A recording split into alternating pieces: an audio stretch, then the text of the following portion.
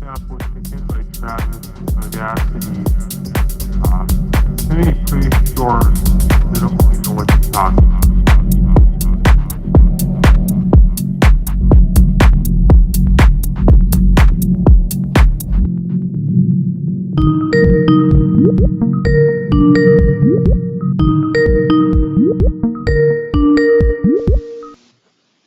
Well, good morning. Good morning. Oh, wow. I sound like a frog already. Hang on.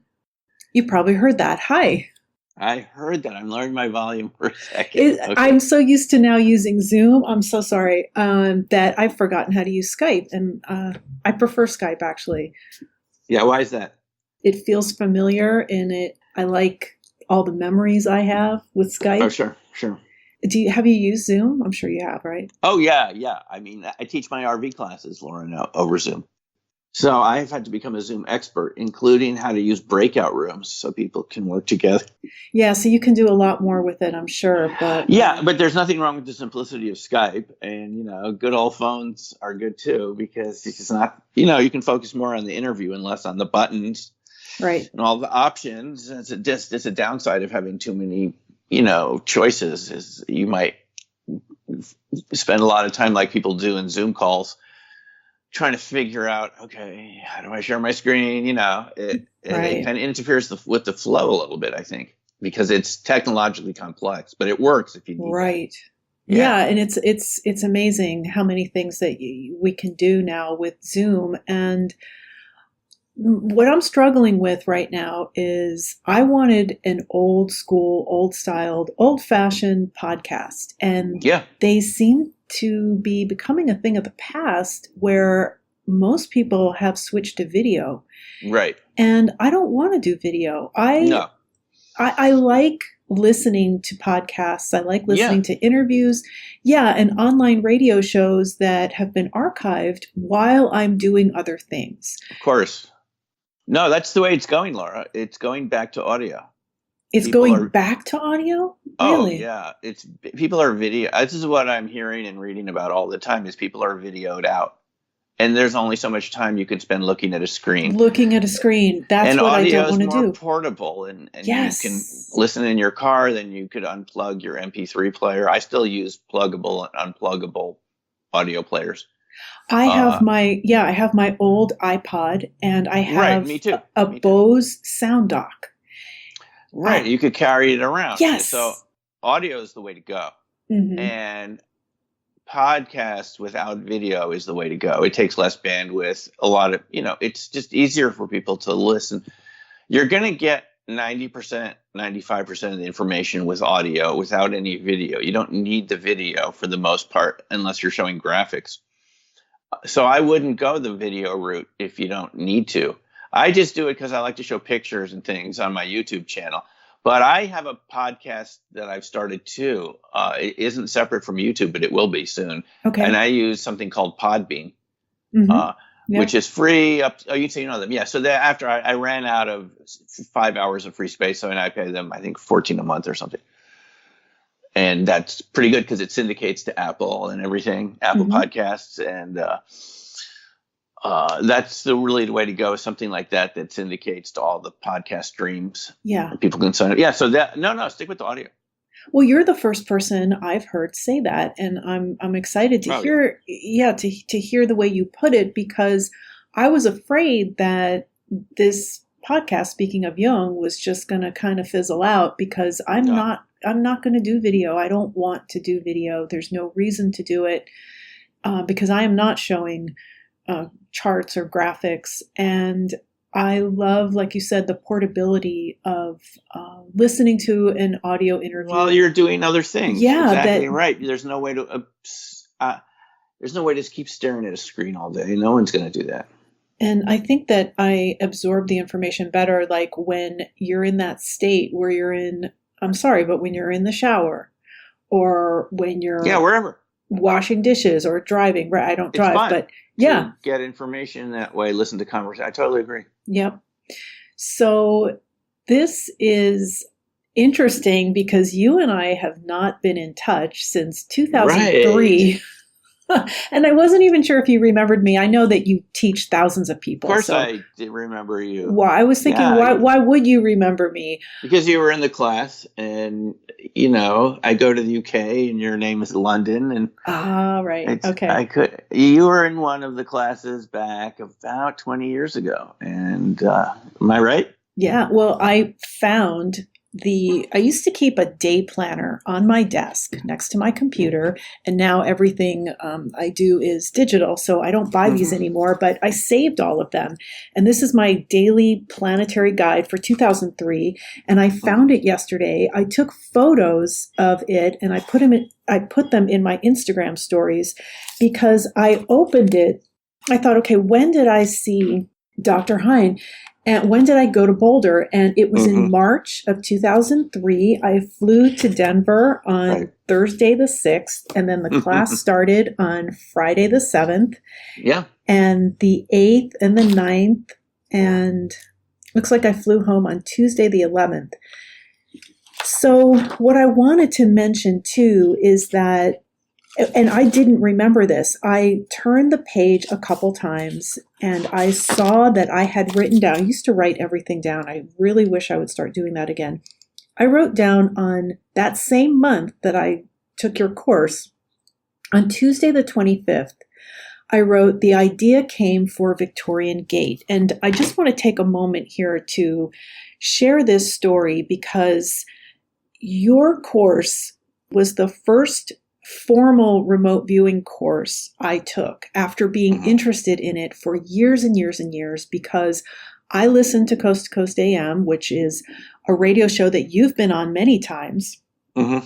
And I started listening to that show when Art Bell was the host back in the early to mid 1990s. And he would have on, it had to have been after 95 because that's when remote viewing became declassified. And he had a lot of the original government remote viewers on as guests. And I became very interested in it. So it wasn't until 2003 that I took a course, and it was with you because I heard you on Coast. And I actually have that in here too. It was in February.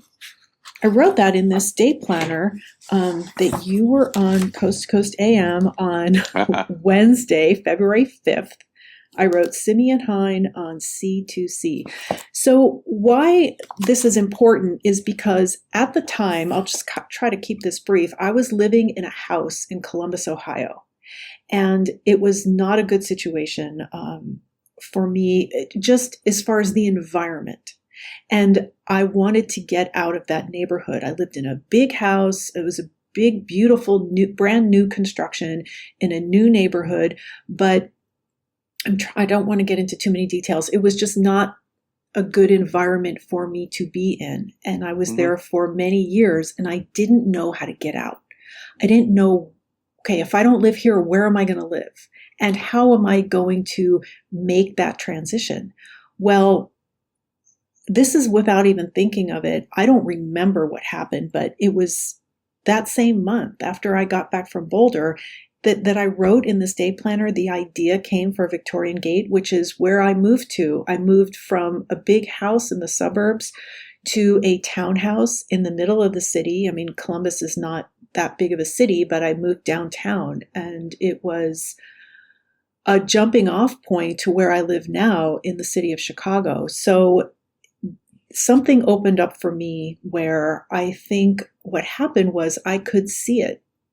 And it took place in just a couple months that I moved out of this house and sold the house and moved into this townhouse in the city, which was a much healthier environment for me to be in. So I bring that up because this world that you opened up to me wasn't just the course I took with you, but you wrote a book called Opening Minds.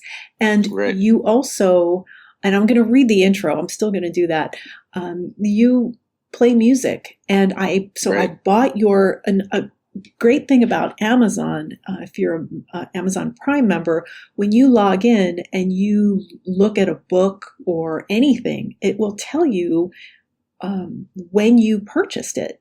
So when I go to Amazon and I type in Opening Minds by Simeon Hein, it shows me that I purchased that book in February of 2003, and also your CD, Opening Skies. Oh, yeah, that one. Yeah. And so it did open up a whole new world for me. And I'm going to stop. Well, I can't stop talking now because I want to read the intro. And this is a quarantine edition, so it's a lot less formal, which people seem to like, this more laid back format. But I do want to tell the audience who you are. So I'm going to read the standard intro that I read for every episode. Sure. Go for it. I'm Laura London, and this is the final quarantine edition of Speaking of Jung. Everything Jung wrote was based on an experience. Jungian psychology isn't about ideas, it's about experiences. This quarantine series is based on my personal experiences with interesting people. Joining us for the 21st edition in this series is sociologist, author, and guitarist Dr. Simeon Hein in Boulder, Colorado. He holds a master's degree in sociology from the University of Arizona and later went on to earn a doctorate from Washington State University. His dissertation focused on the role of technology in social and economic change, specifically how technology can destroy information and interfere with natural evolutionary processes. After working as an assistant professor of statistics, Dr. Hein now runs the Institute for Resonance, where he provides training in remote viewing, or what he calls resonant sensing, and other subtle energy skills. He is the CEO of Mount Baldy Press, a niche publishing company focusing on new science and the development of planetary intelligence. Dr. Hein also studies crop circles and for many years has led people on guided tours. He has participated in more than 300 radio and television interviews and was featured on the History Channel show In Search of, Season 2, Episode 7, on the topic of UFOs and crop circles. An avid acoustic guitarist, his CDs include Earth Dreaming, Opening Skies, and Night on Mount Graham. You can hear how he perceives the world through music in his mini concert on YouTube. He is the author of 3 books. They are Opening Minds, A Journey of Extraordinary Encounters, Crop Circles, and Resonance. Planetary Intelligence, 101 Easy Steps to Energy, Well-Being, and Natural Insight. And Black Swan Ghosts, A Sociologist Encounters Witnesses to Unexplained Aerial Craft, Their Occupants, and Other Elements of the Multiverse. This weekend, Dr. Hein will be presenting at the annual Contact in the Desert conference, which will take place online. His workshop, Expand Your Senses with Remote Viewing, will be held on Friday, June 25th from 1:15 to 2:45 p.m. Pacific Daylight Time. And his lecture, Do UFOs and ETs Come from Parallel Earth Realities? A review of the latest scientific ideas and evidence, will be presented on Saturday, June 26th from 3 to 4:30 p.m. Pacific. Along with host Steve Murillo and speakers Caroline Corey, Alan Steinfeld, Dr. Jeffrey Long, and Stephen A. Schwartz, Dr. Hein will also be participating in the panel Conversations with Third Eye Spies, The Secret History and Application of Remote Viewing, on Sunday, June 27th from 5 to 7 p.m. Pacific. Please visit the website speakingofjung.com, where you will find links to everything discussed in this episode in the show notes. This interview is being recorded on Wednesday, June 23rd, 2021, through the magic of Skype. We like Skype. So I'm going to let you talk now. I've done a lot of talking, and I was going over, here I go talking again. I was going over all of your work in preparing for this episode, and I really enjoyed preparing for it because it reminded me of so many things that I've gotten away from. So since I saw you in 2003, you've published 2 more books. And your latest one is called Black Swan Ghosts. And again, before I stop talking, I just want to mention one more thing. The title of that book is taken from Dr. Nassim Taleb's book, The Black Swan, The Impact of the Highly Improbable. And what's interesting, Simeon, is that book was mentioned by Jungian analyst Dr. Murray Stein in episode 54 of this podcast, which we did about the BTS song Ego. It was recorded in February of 2020, just as the pandemic was starting. So Dr. Stein mentioned it because of the BTS song Black Swan, and because he was seeing the pandemic as a Black Swan event. Right. So maybe we can start with your book called Black Swan Ghosts. Right. So, well, thanks for having me here today. Yeah. And thanks for mentioning all my work and that nice historical recap. It gave me a little perspective. Thinking, how could this one guy do all that stuff? And there's more. There's more because you have a blog. You have a few blogs. You offer courses online. Your guitar music is online. Yeah. And I'm sure there's things I don't even know about. Yeah, actually, the most surprising thing, Laura, was I got these royalty checks recently from a Bob Dylan movie and Joni Mitchell, the birthday celebration. They used some of those songs from Opening Skies. Oh, great. In their production somewhere. It was the Rolling Thunder Review by Martin Scorsese. That's the name of the movie?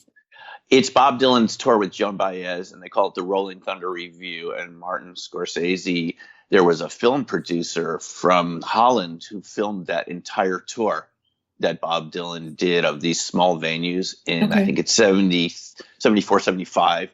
And he had Roger McGuinn from the Byrds join him and Joni Mitchell. Other people joined them along the way, and they went across the U.S. giving these performances at these small venues, like nursing homes and all these places normally you don't find. Yeah. And it's called the Rolling Thunder Review. And because I ended up getting a royalty check, I thought, I got to check this out. Where did they use that song, Lord Franklin, which is on Opening Skies, which you mentioned at the beginning. And I thought, whoa. So I got the DVD. I really enjoyed those early Dylan performances. It's really classic with those. If you like music from the 70s and that whole scene, it's a great DVD. And it just really, they have a lot of interviews. Allen Ginsberg is in it too. He came along, and it was this fascinating snapshot of history of the mid 70s when I was a teenager. So it was really, I thought, where I couldn't find my song. It was in there somewhere or somewhere in their production, but it was great to be associated with the movie. And then they used the same song somewhere at Joni Mitchell's 75th birthday in LA at one of the theaters there 2 years ago. And that's also a DVD where you have all these bands doing the cover songs of her best songs. And it made me really appreciate Joni Mitchell's music. I really hadn't paid attention to her songs until I said, where's my song in here? Lord Franklin. They could have just played it. It's a 2-day event. They could have just used it in the auditorium as, somewhere during a break. I don't know. But it was the same Canadian film production company that made both DVDs. And they just obviously liked the finger picking on Lord Franklin, which I think I did a pretty good job on that song because it's a traditional song, but I did it sort of the way Pentacle and John Renbourn did it. Anyway, this isn't all an aside, but it's kind of cool to be connected to those artists in some indirect way. And then to listen and rediscover how they affected your music, even though you were just a teenager back then. You heard their songs, Joni Mitchell and Bob Dylan, and it influences you. And it's really kind of cool to connect with that. So since you mentioned Opening Skies, I just thought I'd throw that in. It's great. It's great to be able to do a lot of things. We are all taught to focus and be specialists, but I don't think that's the way nature intended us to be. Great point. Nature intended us to be full spectrum people, and full spectrum people can do a lot of different things. You could be a musician and a comedian and an academic. I know Brian May, from the guitarist from Queen. I think he got a degree in astrophysics recently. Yeah, so, that's right. Yeah, so, people do all sorts of things. Bill Bruford, who used to be the drummer for Yes from those early songs like Roundabout and the early days, and then went on to do a lot of jazz, recently just stopped drumming completely and picked up academics. He just said it just wasn't right for him anymore doing music. He just, you change over decades and decades, and now he preferred critical writing in English. How about that? from those wonderful, think of that song Roundabout. Everyone knows that. He's the drummer. Now he's writing essays. So we can all do lots of things and change over time. We don't just have to stay the same. And that's what the capitalist economy or socialist economy said. The economies want you to do the same thing because it works for economies, but we're more than just an economy. And we have to pay attention to meaning in our lives. Yes. And that can take you to places that society didn't tell you about. And it took me to these really interesting topics, like you're mentioning, to remote viewing and related phenomena to UFOs, which, we're told it's the subject of the Contact in the Desert conference. And apparently some report is coming out from the Pentagon and the Director of National Intelligence this week in the U.S. that the Senate asked them to produce about, what actually are all of these objects that pilots report? And just the military pilots, and we've been seeing, and we think that you have information about this, Pentagon. What do you know about this? Can you tell us? And so the Pentagon had to produce this report under threat by the Inspector General, we're told. The Pentagon has these Inspector Generals to make sure that they, our money is spent well, since they handle so much of it. And they said, you better comply with this Senate intelligence directive. So this information could be coming out this week. It might be delayed a little bit, but it's fascinating that, things change over time. New topics show up. And I simply got interested in these topics, Laura, because they did not fit with what I learned in graduate school from statistics and everything. These topics do not fit that model at all. And I could see they were true from taking an RV class in 96, at the Farsight Institute in Atlanta. And I started teaching it a couple of years later. I thought, this is really cool, as you saw when you took the class. Yeah. I remember you got good results. I don't remember your target specifically, but I remember you got some good did. sessions there. Yeah. You did, yeah. Do you remember any of those in particular, what they were, the types of targets and your target contact? I'm sorry, I don't, but I have the binder. You have the binder. I have the binder. No, well, it's an astounding thing. Don't you agree? To sit down with a target that's in a folder, you can't see it.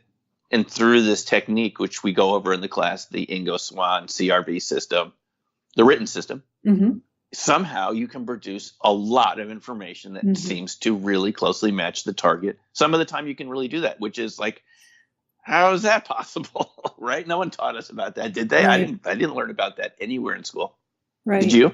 Did anyone teach you about this in high school or college? No, I was not taught this, but I have to say that my parents, although they were very traditional, had very traditional upbringings and were both raised Roman Catholic, they were open to these sorts of things. They were open to astrology and psychics. And I remember my dad on his nightstand had the book, The Ghost of Flight 401, and Eric von Daniken's book, Chariots of the Gods.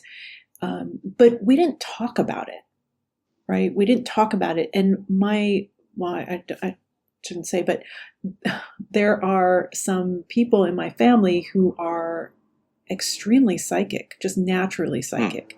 Right. But we didn't talk about it. To me, that's the way people were. And it wasn't until, and I'm still struggling with that. I'm still struggling with people who are not open to this, because I've always been surrounded by people who were open to it. Yeah, for a lot of people, that would include someone like George Norrie from Coast to Coast, who had an aunt who was very psychic. Yes. He's mentioned that a few times he's mentioned it on the air when I've talked to him, privately. His aunt got him interested in these topics.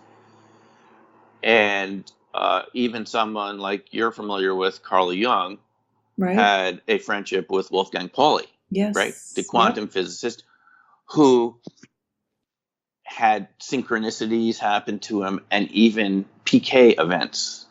Pauli had things move and break around him that he couldn't explain. And he consulted with Jung, apparently. Jung, too. Yeah, and Jung had those experiences as well. He had it. So often we have these experiences. In my family, my mom was somewhat open to this. We had seen a UFO in the Everglades in the mid-early 70s when I was probably 13, 14. And we saw this thing come over our head we had binoculars because we were bird watching, and she was a bird watcher. How old were you? I think like 13, perhaps, maybe Okay. 12. Uh-huh. Yeah, around that time. And this thing was right over our heads. I mean, cloud height, but big. I could not understand what we were looking at. And I couldn't even get her to look at it for a few minutes. I said, Mom, what is this? And we looked up, and it was this huge circular greenish object that had structures in it you could see with the binoculars. Bird binoculars are quite strong. Yeah. Yeah, they're for really looking at birds at a distance. They're not just to make things a little bigger. They're things to really magnify detail. And we looked at that for 15, 20 seconds before it started moving. It was completely stationary, and it moved into a cloud.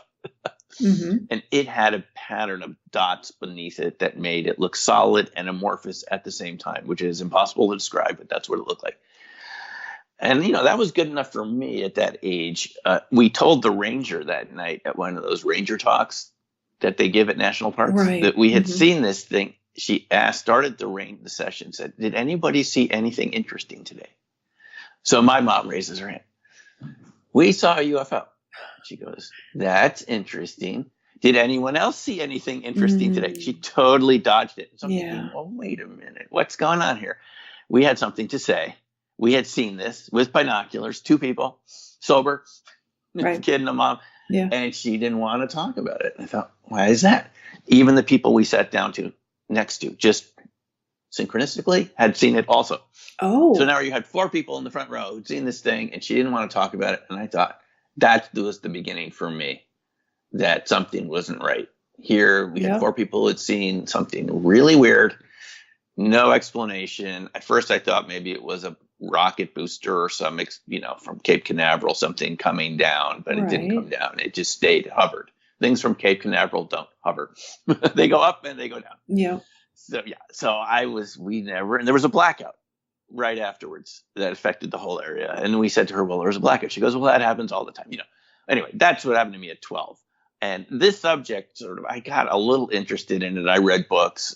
I didn't really pick it up again till taking an RV class, remote viewing, because there were people there that had worked with NASA who just showed up for the training. After I'd taken the class, I became an instructor there at Farsight. And people come to RV classes, as you know, Laura. It isn't just to learn about RV. They want to be able to be around people that are open to what they've experienced. And when you have people who've been at NASA, astronauts, I'm talking, not people, who just were loosely associated. The people actually either were NASA contractors or were NASA employees. And they're telling you during the breaks, you start to talk, you go out to lunch, and they start mentioning triangular craft, structures on the moon. And these are credible people. These aren't, people doing this fictitiously. These are people who've had experience from seeing the films. So the NASA that's sort films. their own NASA films that hadn't been shown to the public. Right. Essentially, they'd seen stuff that the public hadn't seen. And I just want to jump in really quickly because what you were saying about the park ranger's reaction is I had heard you say we delete things that we don't think are real.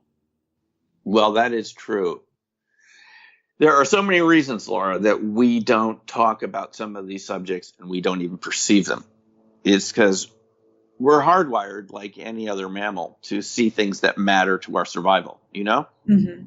Chipmunks are oriented towards things on the ground that they can eat, and predators that could be around, hawks and owls have very good vision, and they're looking for prey animals and things that they can eat. And this is all hardwired into us, and it happens after, a few weeks after we're born. It starts getting hardwired, but it's affected by as humans, it's affected by our socialization about what we're told is real and what isn't real. And by the time we're a few years old, you won't start seeing things that you haven't experienced in some way, that people haven't talked about, that you haven't paid attention to. This is why you get differences in between human cultures of what's considered real and not real. But it's true. We're kind of, our brains are deletion creatures, and the research that book, The User Illusion by Tor Noritranders. I discovered this book in the late 90s, and it was a real pleasant surprise at 2002 at the IRVA conference in Austin, Texas, where Ingo Swann made his first appearance. Okay. Ingo Swann, meaning kind of the inventor of modern remote viewing, or at least the system that I learned. There were a couple, obviously, different ways of doing it. There's the Joe McMonagle system, too, which is less structured. It's a different system. But Ingo's system was written, and he had a way of doing it. You know, a natural psychic, and he had come to work at SRI from New York City. He kind of contacted them and had demonstrated some PK ability with researchers in New York at, I think it was City University of New York. I think he had worked with Gertrude Schmeidler and some other people. And anyway, he had demonstrated some ability, and he invented the system, but he didn't show up. He was kind of kept to himself. And there were these remote viewing conferences that were started. You mentioned Stephen Schwartz in the beginning on one of the panels. There were people who had been associated with the official government remote viewing program that started something called IRVA in 2000. And the first conference was actually in 1999, before IRVA officially formed. Because these people from the government remote viewing program, there's a whole bunch, Lynn Buchanan and Mel Riley and a bunch of others got together and said, and Stephen Schwartz, we need to have an organization so the public can get educated about this. And in 2002, Ingo showed up at the conference, and he gave a great presentation. And he said, you know what my favorite book is? The User Illusion by Tor Noritranders, because going back to your point, Noritranders in there tells us that consciousness is an illusion of our unconscious mind. It's produced by our unconscious processes, which we can't see. We only see what the unconscious wants to show us, and everything else is deleted. And Noritranders in there made an astounding claim, which you just mentioned a few minutes back, which is that we delete almost everything that comes into our sensory apparatuses every second. 99.9 too many decimal places is deleted because our brains and our conscious processes and unconscious processes that run the show, the thing that keeps your heart beating and your blood pressure at the right levels, all those breathing, respiration, you don't think about those most of the time, right? You can, if you want, you could think about your breathing, but it's automatic too. Those processes are regulated by the autonomic nervous system and parts of our awareness that we're not conscious of. And Noritranders in this book made the argument that we're pretty much only conscious of things that matter to us for reasons of survival. And that most of what we see around us is deleted. And that's how we get to RV, is that we can it's deleted, but it's there somewhere in your mind. And you can, with training, you can get access to it again. But that's where it comes from, Laura, is Noritranders' book, that we delete. The motivational coach Tony Robbins also used to say this, we're deletion creatures, but he didn't quantify it in any way. I mean, I like Tony Robbins. He was always fun to listen to, right? I'm sure a lot of people listen to him. When he was more active in the past, in the 90s, he had all these audiobooks and, some motivational coach. And he would say, well, we're deletion creatures. How you feel depends on what you're deleting. Tony Robbins would always say, if you're feeling good, it's because you're deleting all the negative things that you could be focused on. And if you're feeling bad, it's because you're deleting all the positive things you could be focused on. And I used to think about that. But then I came across Noritranders, and he said it was true. But Noritranders quantified it, and Ingo Swann mentioned it again in his lecture, that we have more senses than we're aware of. We don't just have 5. And Ingo made the argument in that presentation that we had 20 senses at least. And those senses would be things like sense of digestion and other things that we don't pay attention to as much, that are a little more automatic, but that you can pay attention to. And that's where Ingo came up with this idea for his RV system, is that below the limit, below this boundary where the word subliminal comes from, below the limit, it's where things are we're not conscious of that stimuli, but it's there if you stop deleting so much. And so that's where that idea comes from, is you can train yourself not to delete as much and be more aware of your environment, more present, not so much on autopilot, but actually paying attention to your perceptions. And that's what we do in RV, and we write it all down, as you know, because you took the class. And when you stop editing so much and just told describe this target that I'm going to show you in 15 minutes, believe it or not, I know it seems even to me, if I haven't done it in a while, I think, how does it work? It does. You can describe something that'll happen in your future by learning not to delete. It's coming back from the future. Why and how is a whole big story, but it seems to stream back from the future or somewhere else. Yeah.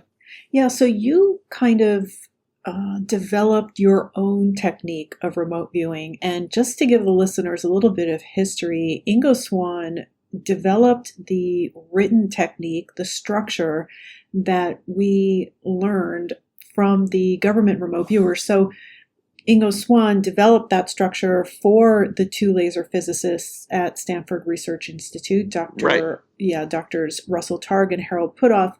And that's what was developed for the United States government, known as remote viewing.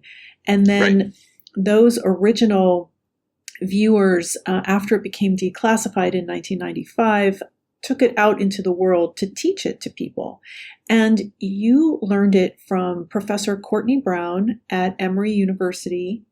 And you learned it from him in 1996, and then you became an instructor. And after I saw you, I wanted to continue, and I did take a course, a very short course from another Farsight Institute instructor, because I had to be in Massachusetts for the summer, and she was set up there in Cambridge. And so I took her course.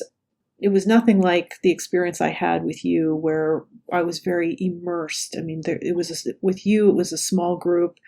We were all there together all day long. And then I think we went out to restaurants at night, and we were very immersed in it. And it was multifaceted. You showed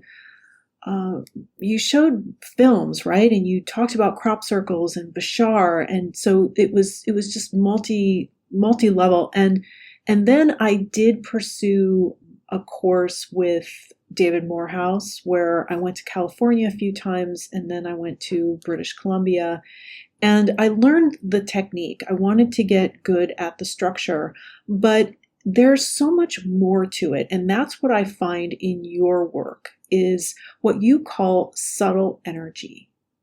And it's kind of, to me, it's beyond what we learn in remote viewing. So you developed what you call resonant sensing. I think you've also called it resonant viewing. Yeah. So would you tell us about how you developed that? The thing to remember is these systems that we're talking about, no matter who's teaching it, the way they're teaching it, it's just a recording technique for you. You're the viewer. The viewing comes from you, whether you're using a written system or a non-written system. These are secondary things. The system is, again, what Ingo was talking about, is we have these perceptions which we suppress for a variety of reasons. Socialization, Ingo called it reality boxes, right? We're in these reality boxes, and RV's attempting to get you out of this immediate reality box called space-time, linear space-time, so you can move around a little bit with your awareness. And so people have different systems. It's the same thing, because we're pretty much all the same genetically. Mm-hmm. And so it's just a different way of recording it. I also worked with Lynn Buchanan, and after the Farsight Institute, because I wanted to see the way the military had done it. And it wasn't all that different from Farsight, mm-hmm. but it was somewhat different in the sense that Lynn he wasn't as rigid in saying you have to do it this way, you have to do it. He would break some of the Ingo rules, mm-hmm. based on what his experience, what we're jumping around in the phases, not just saying you have to go from phase 1 to phase 2 to 3, but technically, if you really felt like it, you could go, from phase 3 back to phase 2, or jump from phase. It was a little more flexible, and it was humorous. He told Ingo a couple of times he wasn't going to do it Ingo's way, and Ingo was furious. But Lynn was practical. Look, he's working he's getting paid to do this for the government, for applied things. It has to work, and so Lynn was comfortable adapting, and he wasn't quite as rigid in it. But it's all the same thing at the end. It doesn't matter. whatever system works for you. Because in my view, since, to answer your question, it's based on physics. It's based on quantum mechanics. The way we understand is everything is frequency and energy. And that's what Max Planck said over 100 years ago. And Albert Einstein, the founders of quantum mechanics. It's everything has frequency and energy. And it doesn't move in a linear way. It jumps, it's packaged in these quanta, these little packets of energy. And quantum mechanics is the science that tells us that everything's based on resonance and frequency. That is not my invention. I simply wanted to go back to the science that makes life and reality work and get away from this. All these professions that we're involved with, they all love their terminology someday. Yeah. It doesn't matter which it is, if it's RV or any sort of practice. People love to develop terminology, and then they're going to say, we've got something special. We made it special in some way. But that's salesmanship, right? Right. I wanted to get back to the science, and the science is resonance. It's pure quantum mechanics. That's what I think makes it work. And thank you for bringing up Wolfgang Pauli, because Jung's work with Pauli has been a big topic on this podcast. He's been mentioned many times in the episodes I've been doing about synchronicity. And I also had Deep Prasad on to talk about quantum computing. So this is, to me, this is the future. This is where we're going. And we're getting closer to understanding what's really going on here. Yeah, the thing is, we don't know what's going on here. And that's the most important thing to keep in mind, is we don't know what's going on. And I think it would be better if everyone just accepted that we don't know what's going on. And I'm sorry to interrupt you again. I just want to jump in here because what you just said is so important. And I want to tie this into what the topic of the main podcast here, Speaking of Jung, Interviews with Jungian Analysts, is about. Something my analyst would say is we don't know what this dream means, because dream work is a big thing in Jungian analysis. And there's so many people out there who think that they can interpret dreams. They publish these dream dictionaries. This symbol means that. If you dream about a dog, it means this. And that's what I said a few minutes ago, is people love to create systems and codify them. And we say in sociology, reify them, which means objectify them. And start treating them as if they're reality instead of human constructions. We start believing that our constructions are somehow reality. Great point. That's the problem here. Okay. You get a lot of people who, with a certain point of view on what the UFO phenomena is and what any of these things are. So, Laura, I like to take the other point of view. I like to see how much I don't know. Because you need to open it up to let new things in. And you can't let new things in if your ego is telling you, I know what it is. We all have this ego. We all do this. But I try to train myself every day when I get up to remind myself I have no idea what's going on. If you think you know what's going on, it's just because you're believing a story that someone has told you or you've invented. And there's nothing wrong with believing in your stories as long as you know that they're stories. Okay? And stories change. Some of the archetypal stories stay the same for us for thousands of years, but a lot of the detail changes. And this is what we're dealing with. And this is why I love RV. You have to drop your story and just describe what you're getting in a micro sense, right? And you've done it, so you know what I'm talking about. You have to let go of those. We have a column for that in the RV called Analytical Overlay. Thank you, Ingo. Where you let go of your stories. And one of our students took my class from Salt Lake, Denise. She gave me a little gray that had a little ray gun, like a little plastic figurine. And on it was written, drop the story. And I love that little figurine with the ray gun dropped, because we have these stories. Now look, we don't know where this is going. And anyone who says they know where this is going is just fraudulent. We have no idea what we're getting involved with, especially with this report coming out from the Pentagon. I don't think you can overestimate the importance of what we're talking about. If the officials in charge of running our society finally admit they don't know what's going on, I will be cheering. I made a little YouTube video about that last week. That is the most important thing any science process can admit, is what we don't know. we don't know so much dark energy, dark matter, even the things we talk about in conventional science. We don't know what's going on. And it's fine to establish facts, but facts only have a half-life of about 50 years, 75 years, and they're gone. Okay. The half-life of truth.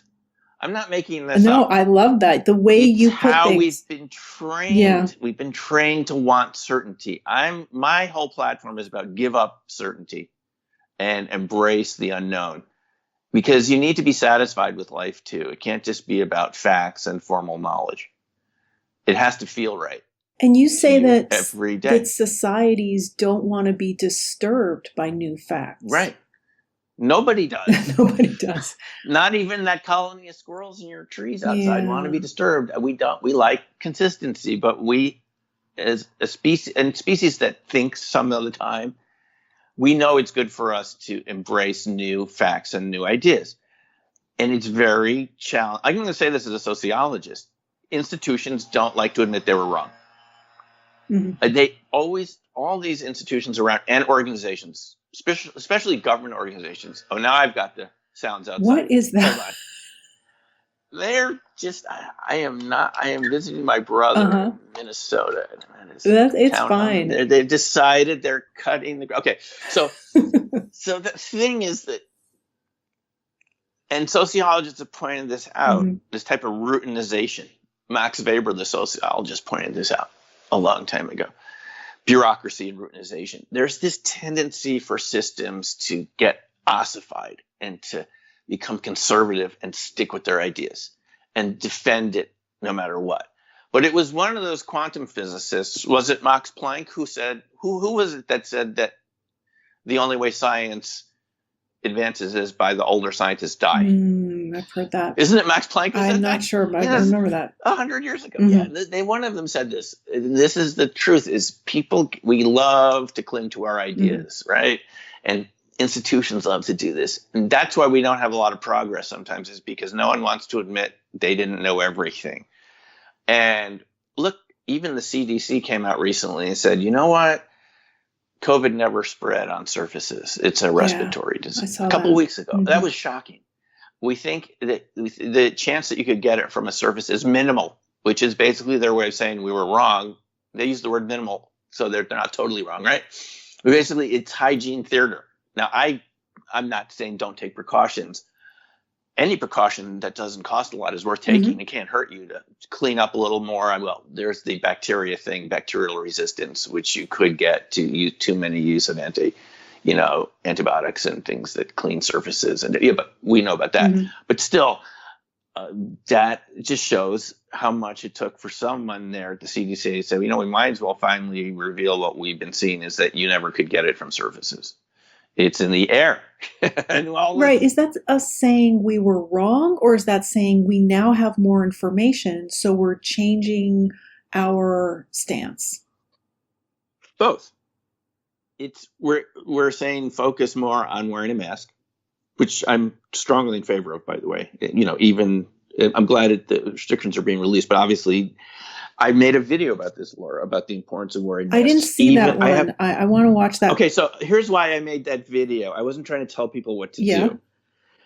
I have a lot of friends who said, I don't believe the CDC or the government about masks. And I started doing research about it. And I thought, let's say I'm wrong, and all the studies I've read in Science magazine show that masks don't work. I know I read that they are about 40% effective, which is better than nothing.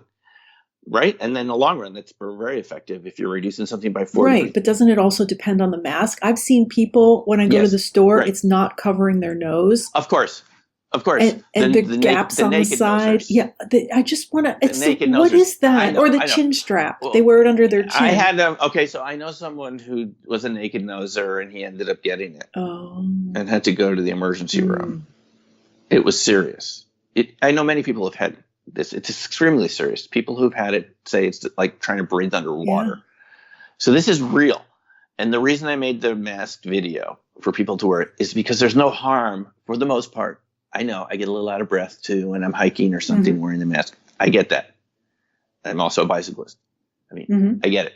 But the point is, when you can do things that don't create any harm, that could could help, Right. you do it. It's the black swan thing again, is things that don't cost very much that can prevent a lot of harm. Yeah. Even if it turns out they were wrong and didn't do anything, it didn't cost you very much to do it. So the hand washing thing isn't harmful. In fact, I think it probably improved the hygiene in our society a lot because it made us aware. I've often thought in airports that the water doesn't run long enough when you're washing your hands. It goes on for 2 seconds, right? And you got to it should run for 20 seconds.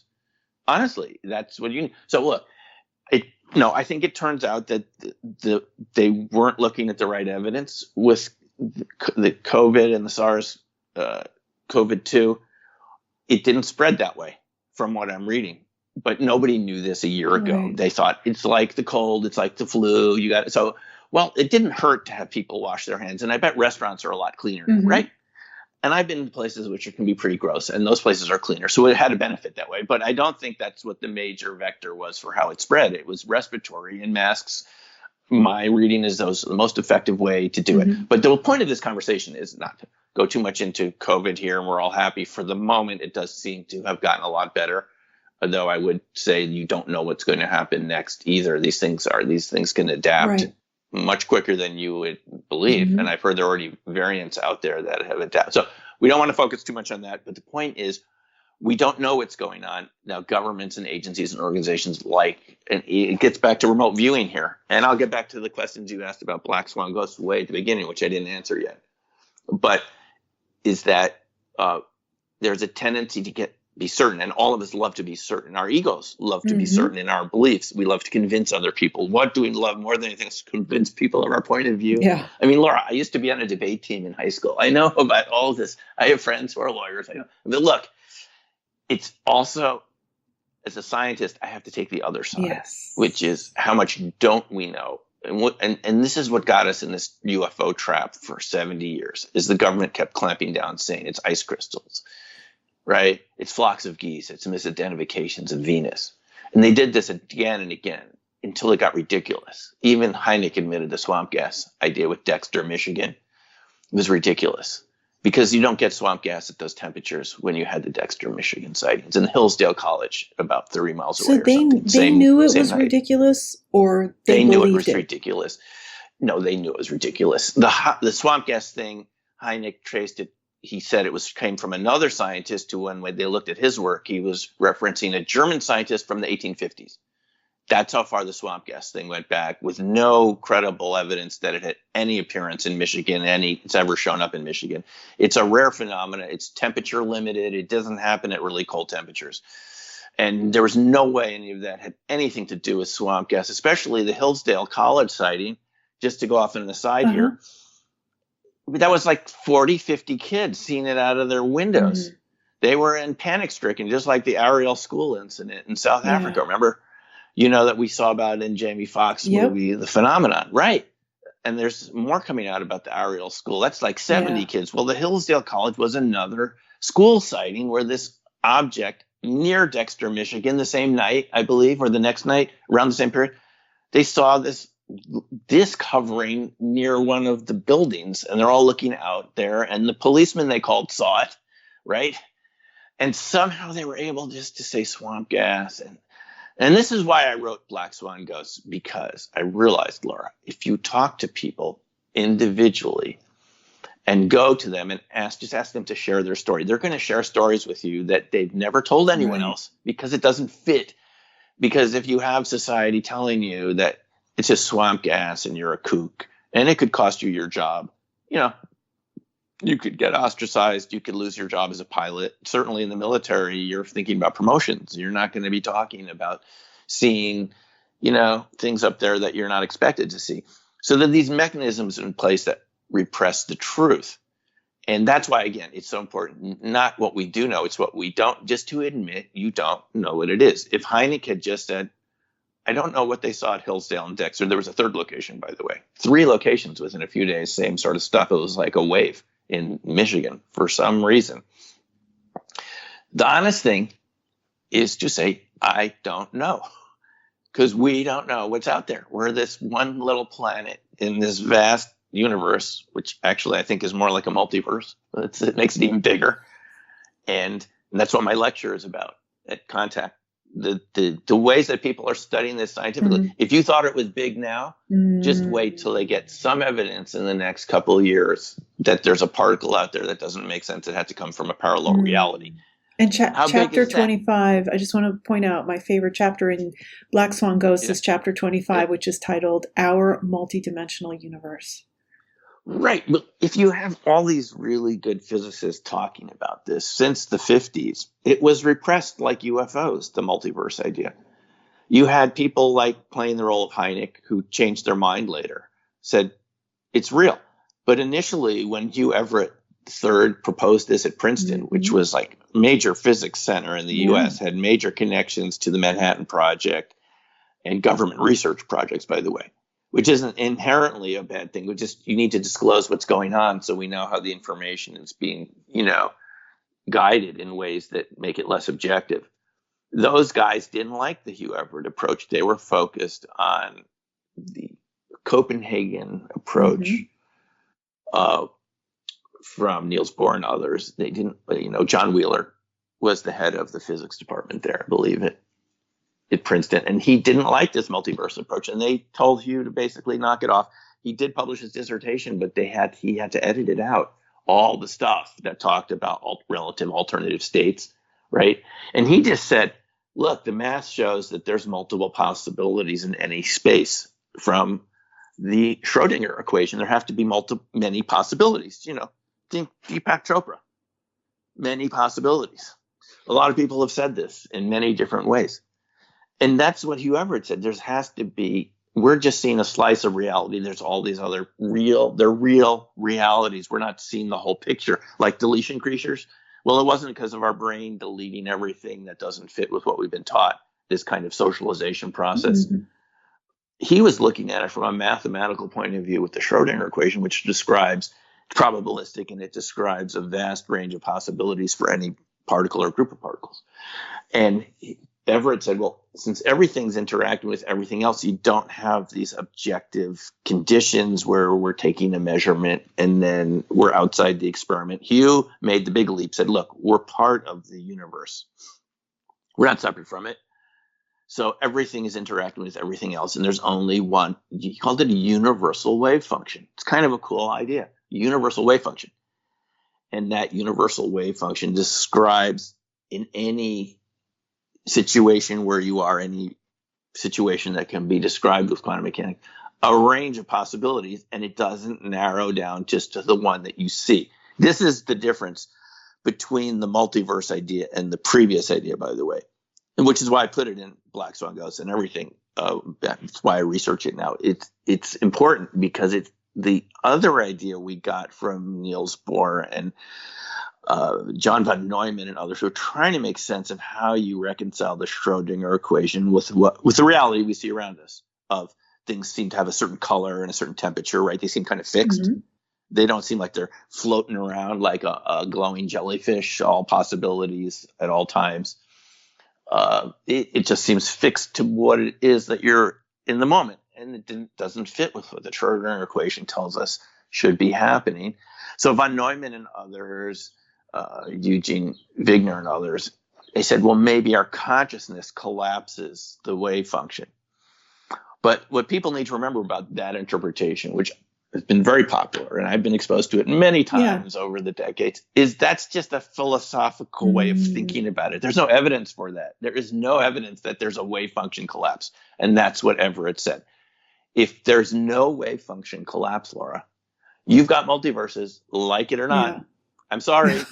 No one said you have to like this. And I often say to people, if you don't like this idea, I'm sure you can find a part of the multiverse somewhere where it doesn't seem like a multiverse and you can feel safe in your universe again. But if you don't have a collapse of the wave function, and that was really just metaphysics. There was no reason to say that. They just couldn't figure out any other way to talk about it, right? So maybe the wave function, it's not a real wave function, by the way. Well, it could be, but it was just a then probability function. Maybe it just collapses to a point when you look at it. But then people like Hugh Everett said, well, where does the rest of the information go, right? We're into information now, right? Where does the information go? They said, don't ask, don't tell. Shut up and calculate, basically. Just don't ask where everything else goes. Just stop asking that question. And Hugh Everett said, I won't stop asking that question. And they said, well, then you're kind of out. Now that's censorship. Yeah, I mean, and look, no one's ever heard of him. I mean, he's not. You can watch a great movie that they showed on PBS by his son, Mark Everett, who's a guitarist in the band called the Eels. Mark Everett was the one who found all of his notes and things in the attic. What's the film called? The Many Lives of Hugh Everett. Okay. Yeah, I think that's what it was called. It's excellent. Okay, I'll find it and put a link to it in the show notes. They talked to Max Tegmark. I'll bring in one more person. I don't want to overload people. They bring in Max Tegmark from MIT, who wrote one of the original books a couple of years ago called Our Mathematical Universe. And in this book, Max Tegmark argues that the Hugh Everett approach is one way you can get to multiverses. There's also a cosmological way you can get if the universe is expanding and expanding. Eventually, it's going to branch out into other parts. And there's many ways to get to multiverses, by the way. And that's what Max Tegmark, he's pointing out 4 ways. The third way is the quantum way of Hugh Everett. That's how I came across this. I was reading Max Tegmark's book, and he said multiverse. I thought, well, wait a minute. What about all these phenomena you and I have been involved with, Laura? UFOs and RV and many other things. Paranormal phenomena, ghosts, and time travel. These things seem to be real based on talking to people and the evidence. People report time travel experiences. You've encountered people, I'm sure, that said they went somewhere and there was a restaurant there that they went in only to find out the next day it didn't exist. They go back and it's gone. Yes, I've heard this I know people who've experienced this. It's weird and it's creepy. You go back to something. The music is all from a certain time period. Everything looks like the 70s or the 80s or some people 50s or 100 years ago. And then it really wasn't there, and they go back the next day. Yeah, so you've heard about this sort of time travel experience. Tim Schwartz has written some great books about this. And this is also what is going on here. If this is all real, so you need to start considering other modalities of how it works, other models of reality. This is how you get to the multiverse. The traditional way we've looked at it of the quantum wave collapsing, this is all you get. All you see is what you get. That's it. That doesn't work to explain all these phenomena, right? So that's why you start looking at parallel realities and the idea that we could, and I think we have to start considering this now. This is why it's better not to say what's going on, because it's almost too shocking to consider. But the possibility is we have to consider we're around other realities that we can't perceive, but they're in our same space time. But normally, because they're a different frequency, like a radio dial, we're only perceiving, a certain sliver of reality, but there's other ones next to us, and maybe sometimes they come through, and they affect us a little bit or a lot. That's as far as we've gotten so far. But other people have worked out the math, and Hugh Everett quit academics and went to work for the government, the Defense Department, and never went back to academics again. But other people like Sean Carroll have proposed this idea very recently that this makes sense. And there's other versions of Everett, by the way, which is many interacting worlds, which these realities don't even need a Schrodinger equation. It's just a fact of life that they're parallel realities. How about that? And they've looked at the physics behind it. You get the same predictions from quantum mechanics. It doesn't change that. It's just saying maybe you don't need the wave function. So people are starting to question this. And when I talk to physicists about this, they can sometimes become very defensive. We don't need those multiverses. Nobody wants it. I said, some people, it's not whether you want it. It's where does the data point to it? And you can't get involved in all these phenomena that you and I and everyone listening studies and look at, are fascinated by, right? Without considering, well, is there some science behind this? And if it is, it's parallel realities for me. That's one way. Even RV, which we've talked about, right? Could be you getting information from your future self 15 minutes in the future. Lynn Buchanan actually described it to us that way in his RV class in Alamogordo, New Mexico. He said, it was a new idea for me. There's a version of you 15 minutes ahead in the future that's already sending back the info. Well, why not? And it could be one way that it works. So this is why I like to be open-minded about this, because we want to know what's going on. And we have all the experiences, I'm talking about the data and people we talk to and information. And rather than saying, shut up and calculate, I don't like that shut up and calculate attitude. That's what it was during the 50s and since. Don't worry about these philosophical questions and the data. And so what we ended up doing, just so everyone knows, is for 70 years we've been ignoring data that doesn't fit, because that's what you were told to do if you wanted to keep your job in your physics department. And physicists wouldn't look at UFOs, they wouldn't look at Bigfoot, they wouldn't look at time travel, all these things that real people experience every day. We know these things are real, but they don't fit the model. So this is what's going on right now with this government report that's coming out this week, is we're dealing with this vacuum, Laura. This is how I see it, to kind of to bring all this together a little bit, is just for a second to bring it together, is we've been in this sort of science vacuum for 70 years. We haven't been looking at the data. And one thing that Hal Puthoff, who you mentioned, one of the people at SRI that worked with Ingo, with Russell Targ, Hal Puthoff told us at 2018 at the SSE meeting, IRVA SSE combined meeting in Las Vegas, is there's too much sensor data now to avoid talking about UFOs. He was very blunt about it. And what are we hearing right now on the news from John Ratcliffe, former director of national intelligence, and others? There's so much sensor data that I've seen that I wanted to release to the public, but it's classified, and there's tons of it from satellites and all these other sensor systems. It's exactly what Hal told us in 2018. So you can see what's going on here. Our ideas are beginning to catch up with the data that we weren't allowed to talk about publicly for 70 years. Could be. That's what's going on, Laura. That's my assessment of it. Just going back to something you said, because I don't want this to slip through the cracks, about what Lynn said about your future self. I remember distinctly in the last day of the course I took with you there in Boulder, we did an exercise. I don't remember what it was called, but you were teaching us about, I think we started with a coin flip. Is this going to be heads or is this going to be tails? What are you going to see a few minutes from now?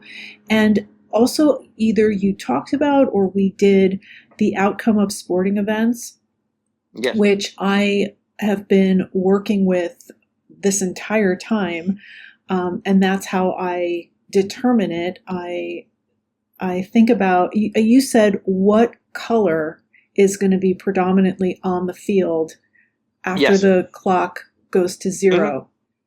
It's called ARV. Now, as you mentioned in the beginning, I don't call it remote viewing, just simply because it's not really a remote experience. Yeah, let's talk about that term. And then I'll tell you what ARV is. Okay. Yeah, so I call it resonant viewing because I think, again, as I mentioned in the beginning, it's a resonant frequency-based process based on quantum. Everything that exists has a frequency.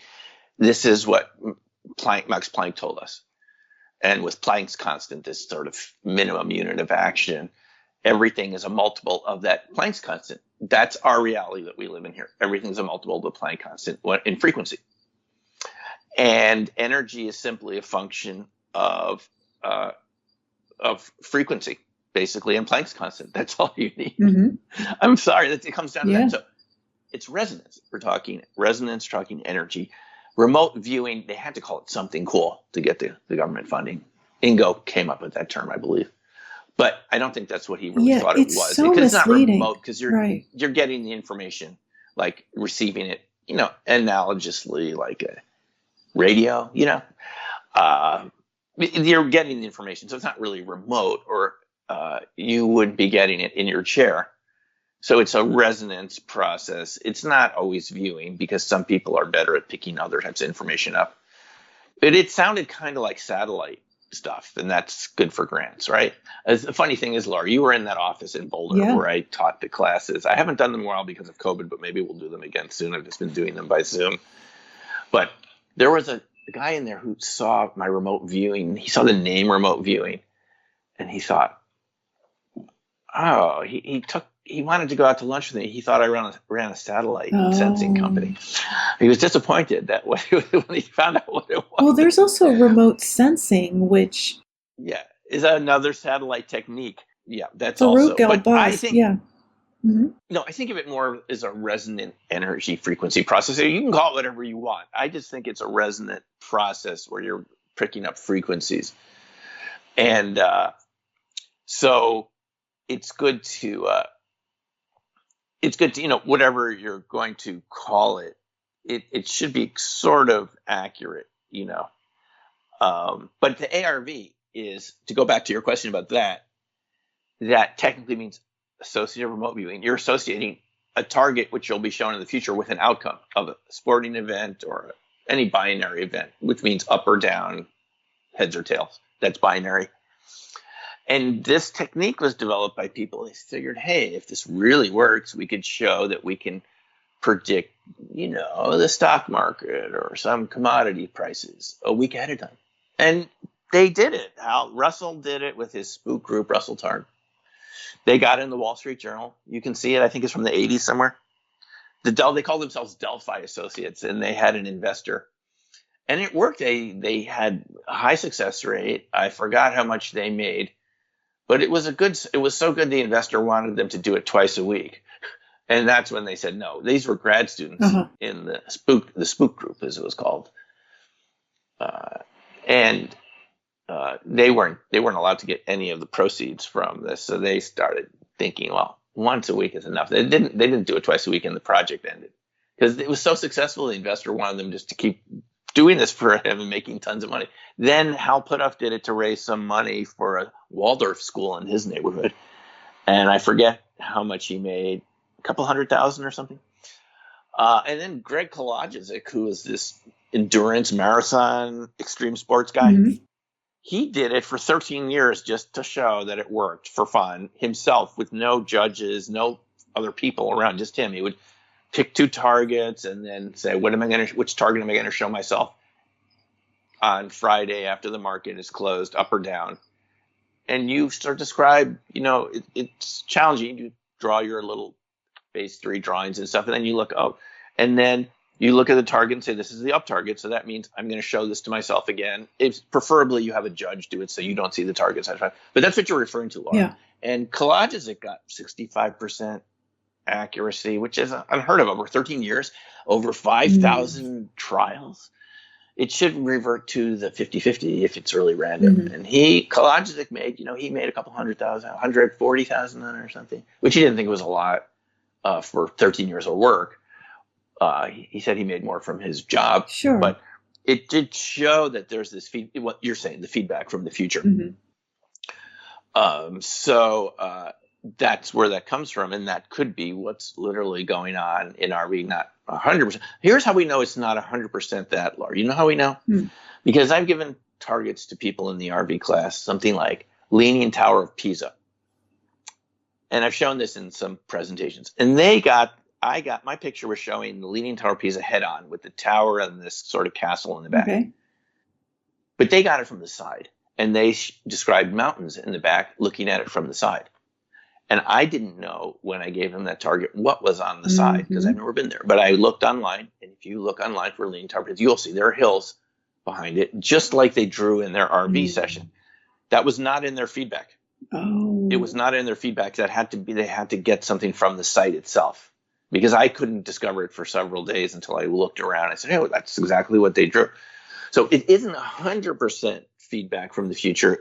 Some of it is getting information from the site, too. That's what I think, at least. And I want to point out that remote viewing is not visualization. That's something different because I've heard the term, just like with everything else, just like in the Jungian community with terminology, I've heard the term remote viewing used, I'm a stickler for this, used incorrectly, where somebody sits down and tries to visualize the answer to something. That's not remote viewing. No. And visualization is a good thing to do, by the way. I mean, athletes use it very effectively. But it's different. So many people. Oh, it's different. In this, we're not trying to tell the target what it's doing. We're just trying to be open to it. Yeah, it's different. It's different than forming goals in your mind and doing that sort of stuff, which visualization is a very effective thing, but it's not the same as RV. You can adapt it in some ways, and I've done that in this course. I still teach. It's called Human Fusion, which is to take the RV process and use it to create the images of what you would prefer to happen in your life, specific things around your businesses and things you're doing in your life. But this RV that we're talking about is like an open slate. Like there's no preconception. You're absolutely right. It's different. Another thing you point out, I think you were maybe talking about Ingo, and you knew Ingo Swan. You spent some time with him right before he passed away in 2013. was it Ingo who said, this is not paranormal. This is normal. Yeah. It's just that you Yeah. haven't been trained to pay attention to these signals that are coming in. That's right. I went over to visit him. Unfortunately, he's a week before he passed on. I had, someone I knew finally gave. I was looking for him with my girlfriend in New York. She lived there at the time. We would play Let's Find Ingo using map dowsing. Because you didn't know where he lived? We didn't know. Okay. We knew he lived somewhere down on, the Bowery area of Manhattan, down there. And we got within 2 blocks of his house. We said, I feel it's here. It just feels like him. And we were at a coffee shop called Think Coffee, which was across the street, a diagonal across the street from him, about a block from his away. apartment, really.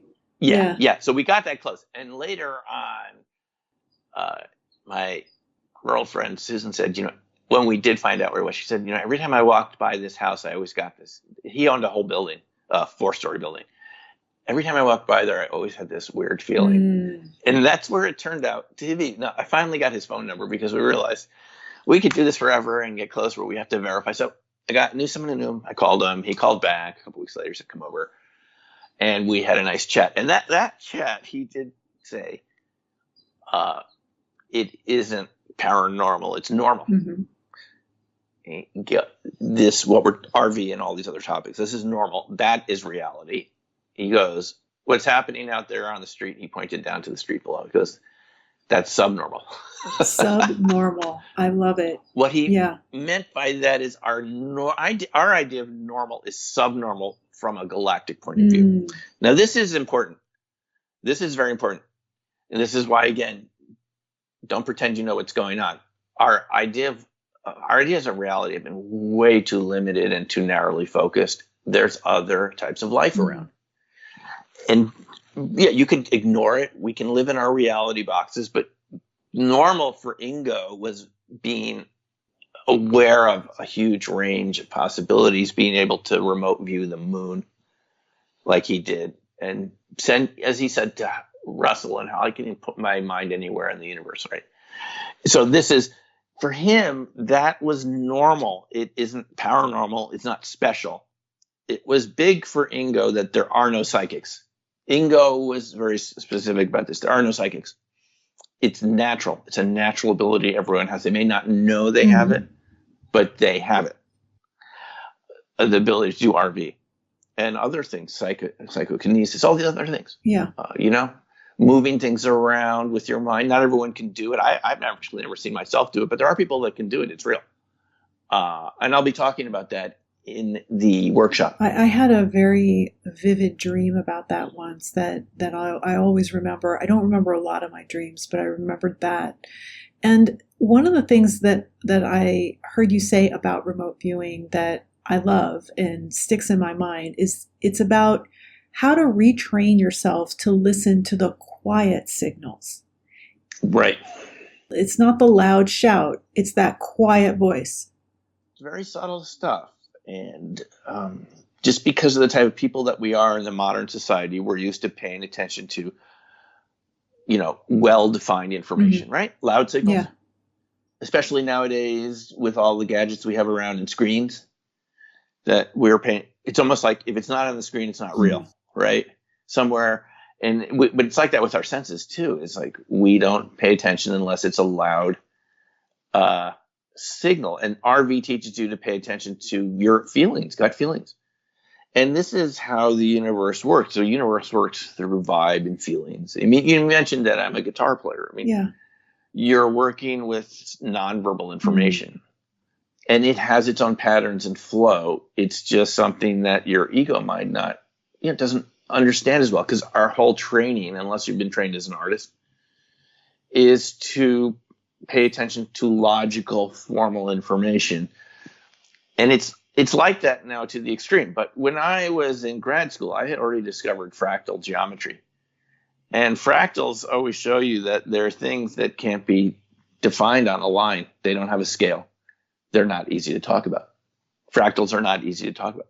You can't even describe what you're looking at, right? Self-similar objects like lung structures and the way our hair looks and things that branch like trees, That is the language of nature, is fractals. And we, as modern people, want to make it Euclidean. Ever since the Greeks, we want to make it intelligible and sort of defined.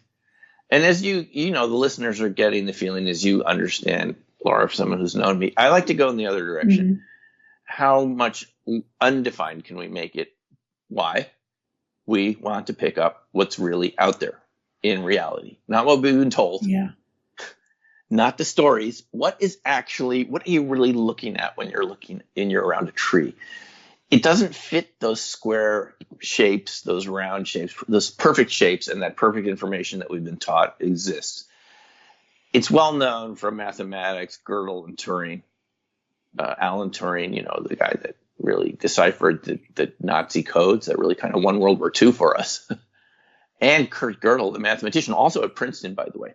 Also another Princeton mathematician, physicist, mathematician. They created this incompleteness theorem, is that any logical system is always going to be incomplete. You can prove this from set theory if you read the books about why this is true. It's just sentences like this. The following sentence is true. The previous sentence is false. These are illogical. Taken apart, each sentence makes sense. Put it together, and it's illogical. It doesn't make any sense anymore. It destroys itself. Following sentence is true. The previous sentence is false. These are the things that Kurt Gödel loved to play with. It comes from set theory that logical systems are inherently, they have an irrational side. Nobody wants to look at the irrational side. But why do we want to look at that? Because of these UFOs and the people inside them, whoever is that intelligence guiding these craft that we've been seeing for decades and hundreds and thousands of years. It doesn't fit the formal system we have. And that's what Kurt Gödel said. It's incomplete. It's incomplete. So yeah. You're going to encounter data that doesn't fit at all.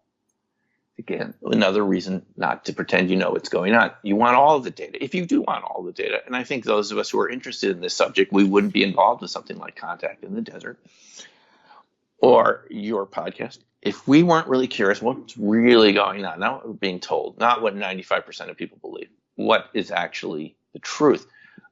Every once in a while, society has to get involved with the truth or we'll become extinct, right? Mm-hmm. So it is for survival reasons. It's important to actually look at this data. And finally, the Pentagon was made, the Senate Intelligence. Isn't that interesting? Someone from the Senate Intelligence Committee, Marco Rubio and others, and Senator Harry Reid and other senators said, we really want to know what these objects are in our airspace. Yeah. Even if it's uncomfortable for you, Pentagon, to talk about it, who is actually there. And the truth seems to be, I could be wrong, we don't know. It's not anyone we can identify. We don't think Russia or China is that far. It could be. Mm-hmm. I mean, it could be, but it really could be. There's an unknown. Can you imagine that? And there's something unknown that's flying around in our atmosphere and under the water. We don't know. We have no clue who it is. I think that's fascinating. And I think if we had Kurt Gödel here, Alan Turing, they would have loved this conversation too. Because that's what they showed. And these are smart people. So Laura, just to get one back, you asked me about Black Swan Ghosts way at the beginning, an hour and a half ago, and I didn't answer it. It's okay. So I have to answer the question because this is kind of what led us in all these different paths. Okay. Simply, the Black Swan idea from Nassim Taleb is there can be events which you don't foresee, which could have a huge impact that you didn't see coming, right? And it's not COVID. People knew about viruses. That's actually not a Black Swan event because we knew about it. Black Swan events are things more like asteroids colliding or something totally improbable. I mean, a virus showing up once every 100 years like this, a SARS virus or something. I mean, it's conceivable, right? So it's not totally Black Swan because it happened in the Spanish flu. These things happen once in a while. We've heard about plagues and, these things that happen to us, the bubonic plague from the Middle Ages that apparently wiped out 2/3 of Europe. These things have happened. We know about it.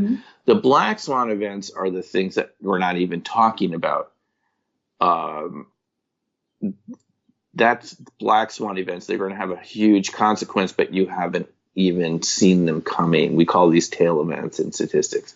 And the idea in Black Swan, the Black Swan idea, which I find very appealing as a former statistics teacher, is that there are things that you're underestimating. potential impact on society. That's black swan events. And these are things like the credit crash that happened in 2008, 2009, where so many of these banks, they were each lending and borrowing from each other with this mortgage insurance, that if one of them went down, they couldn't honor the insurance policy to the banks, other banks, and each one, like dominoes going down. That's a black swan event because nobody saw that coming. It was considered to be a 1 in a million thing. And it happened, 2008. That was the crash of 2008-9. It was these banks correlated with their kind of correlated assets in a way that there was no protection if one went down. It was also highly leveraged. You kind of understand that idea. And then there's nothing there. It's like a musical chairs. There's nowhere to sit down when the music stops. But my idea, deviously enough, black swan ghosts, my idea was, what if there are things that could happen that aren't even considered real, like UFO disclosure? So I'm not talking about credit crash and stuff that we could sit down and talk and say, I could see that happening, but you might not have thought about it before. That would be a black swan event, right? Something that was in the system, like a weakness in the system that you hadn't seen coming, that no one was talking about. That's the credit crash. That's a black swan event. But there's black swan ghost events, to me, are more what we're talking about here is, let's say there's other intelligences around us that not only haven't we talked about it, if you ask the average person, they wouldn't even believe it was real. Maybe. That's black swan ghost events for me. Things that are so far off the charts that, you've had evidence and data for it, but the media don't consider it real. They say swamp gas. That's what I'm talking about. Denial. It's gone beyond not talking about it. It's to the point where if you did bring it up, there'd be intense denial. Those are the black swan ghost events. And I consider UFO, ET types of phenomena as black swan ghost events just because, and it could be changing. Maybe they won't be. But if it's disclosed all of a sudden to be real and no one's thought about it, then that has a big impact, right? And a larger impact than you would expect. Remember Richard Dolan writes that book, The Day After Disclosure with Bryce Zabel. Yeah, I haven't read it. Bryce Zabel. Yeah, well, I liked Richard's and Bryce's description. That sort of got me going in this direction. What happens if, now they had this idea for a disclosure event where it's just like the government announces it at 5 p.m. on a Friday. Right. I don't think it's going to happen like that, where there's going to be an announcement in the East Wing of the White House where, okay, they're here. But in their scenario, like, people are afraid to come out of their homes, right? Because we don't know who's around. Let's say what was his name? The guy that served at NATO headquarters, SHAEF headquarters, Bob Dean, right? Sergeant Commander Bob Dean, who used to present at these conferences. I'm not familiar with him. Yeah, he was on our board of directors for Institute of Resonance, and he had worked at NATO headquarters and had been shown one night. A buddy said, "Hey, you want to see something interesting in the safe?" And Robert O. Dean. Yeah, you could look him up. He did a lot of presentations. He came across, and I talked to him about this. This is what I'm talking about. He came across a NATO book that detailed 4 types of species that NATO had determined, ET species that were here on the planet, in significant numbers, maybe potentially significant numbers. It came about because NATO did their own study of the ET phenomena, because they had UFOs showing up at the border between East and West Germany, the Iron Curtain, and they couldn't explain it, and they didn't want to go outside of NATO because they didn't trust, any of the other intelligence agencies. There was a lot of Soviet spy activity. So they just want to keep it within NATO. When was so this? They did their own 60s. Okay. 60s. This is way back in the 60s. And Bob Dean always said, he's passed on now, but he always said one night, the guy said, you want to look in the safe? I got it open or something. There was a book. And Bob got to spend a couple hours looking at this book, and it was the 4 types of species visiting the Earth. And there was, I think, the typical gray. There was a reptilian type. There was another type, and then there was a type that looked exactly like humans. And that was the type that concerned them the most, because they could have infiltrated. Yeah. That's the word they use, infiltrate the government, or you get the idea. Yep. So I went up to Bob. I said, well, how thick was that appendix of pictures of, details of these species that are visiting us. And he put his hands a couple inches thick. If the main book was like so thick, the appendix with all the detail about the ET species was, I think I remember asking him this at Laughlin, his fingers were probably 2 inches thick of paper. It was a thick, real book. And so this is the scenario. Now, I'm not trying to scare people, and I'm not saying this is necessarily true, but this is what was in the NATO publication that Bob talked about. There was a species here that looked exactly like human. And I asked Bob, I said, were they humans that had been relocated to other planets for any way, possible way, or were they ETs that looked like humans? And Bob said the book didn't say one way or And another. my question has always been, are the beings that are here that look like humans, that are not human, do they know that they're not human? We need to talk to them and find out. I mean, the implications of this you can see are really vast. And we don't want to release, it could scare people. People may not want to come out of their house. How many people, we just saw with COVID, how many people do you have stop shopping before stores start shutting down? The scenario that Dolan and Zabel put together was, what happens if how many truck drivers do you need to stop driving before the economy stops? Stuff like that. So anyway, I don't want to get into that scary side of things. But that is, to me, what the Black Swan Ghost, you can kind of see where I'm going with this. It's so off your radar that it could have a really huge impact because of the fear level, because we haven't been talking about it for decades and decades. We've been told it's swamp gas. And let's say you find out the swamp gas was really visitors that look like you, and maybe they're living next to you right now. You don't even know that they're ET. Think of that scenario. So I don't know if this is true. I can't. Bob isn't here for us to ask anymore. We haven't seen that NATO document. All the purpose of writing a book with that title is, let's say it is true. What is the impact? It's beyond a regular black swan event where there's a credit crash for a couple of years, as painful as those are. This is something that could keep people from wanting to go outside, or who knows what. So anyway, it doesn't mean a negative effect, by the way. It just means an unpredictable effect. Anyway, that's the idea. So then when I was interviewing all these people, I said, well, let's say all this is true. The people I mentioned in Black Swan Ghosts, the policeman in the UK gets off duty at 5 a.m., driving home and sees what looks like a spaceman walking around next to a college in the area. There have been reports of UFOs in the neighborhood the night before. And then he looks and he sees what seems to be an 8 to 9 foot tall spaceman in a suit. There have been reports and stuff. Or, Air Force pilots that have seen objects, just like we're hearing from the Navy, but this was Air Force in the one of the Arab-Israeli wars from the 60s, Yom Kippur War, I believe it was, where they're flying missions near the Soviet border just to deter the Soviets from getting involved in the conflict. And these things come out of the sky and circle around their B-52 convoy. And all their systems go offline, electronic systems, for a few minutes, stuff like that. And then they're told not to talk about it. Cameras are confiscated. And these are sorts of the stories, people who've encountered what seem to be extraterrestrials or non-humans just taking a hike. So these sorts of things, when I started adding, I'm thinking, man, well, how many other people have experienced this, Laura, who aren't saying anything? In other words, that's, to me, the big point. And this is really important. How much don't we know that people have experienced? They're not sharing it because they're afraid of the ridicule. Not sharing it because when these people who told me those stories, a lot of the people, Lynn Buchanan has a story in there, by the way, too. Lynn Buchanan has a story. He told this to us at the RV class. I said, Lynn, can I put this in the book? He apparently was taken on a craft. It's according to what he remembered. And he had a lot of questions later, what he had seen and who they were. And they apparently offered him a job as a pilot. But so this is the thing.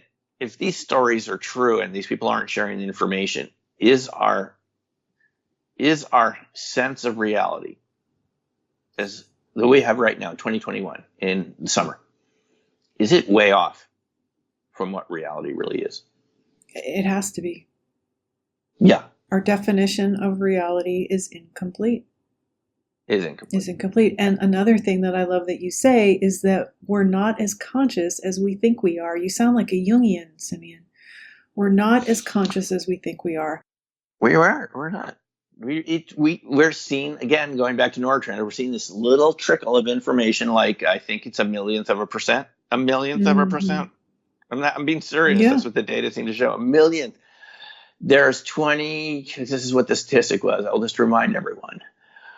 Something like 40 million bits of information come into your 5 physical senses per second in terms of colors and sounds and temperatures. 40 million bits can be described with, if it was a CD, it would be 40 million bits, a regular audio CD. And you're perceiving 20 bits a second or 16 or something like that. You're perceiving 16 bits a second and there's 40 million in your brain.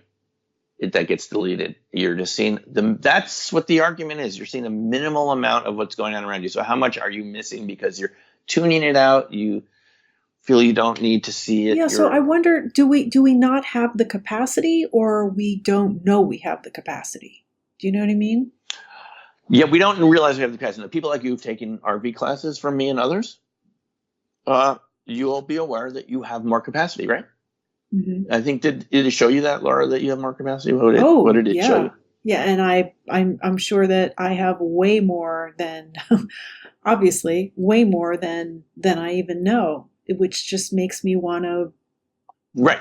So this is the cool thing. How much ability do we have that we don't know we have? Mm-hmm. Like this guy that I do my show on Reality's Edge with, Buddy Bolton. I've done some shows with him that we have our own YouTube channel called Reality's Edge. He likes PK. He took my RV class. He came to Boulder, and he's interested in PK. So we decided to start a little show about this. And he likes to show people they can do PK.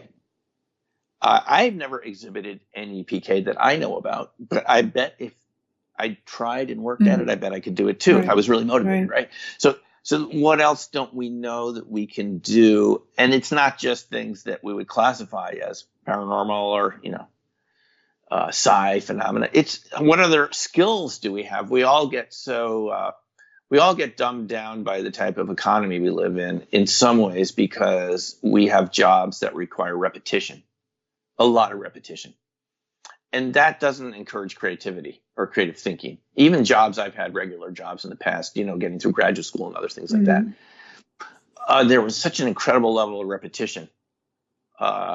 It was sort of mind-numbing. I'm sure so many people go through this every day that have those types of jobs, right?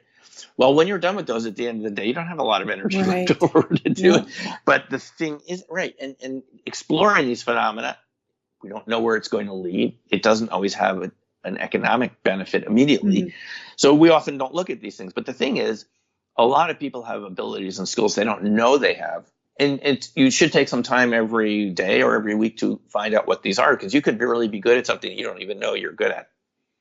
And it'd be a shame to go through your whole life not realizing you have certain abilities. And I think this RV ability is one thing, and there's others. So it's really a question, Laura. What this comes down to, I think, is, living our full potential as people, not being a cartoon caricature of what we really are, right?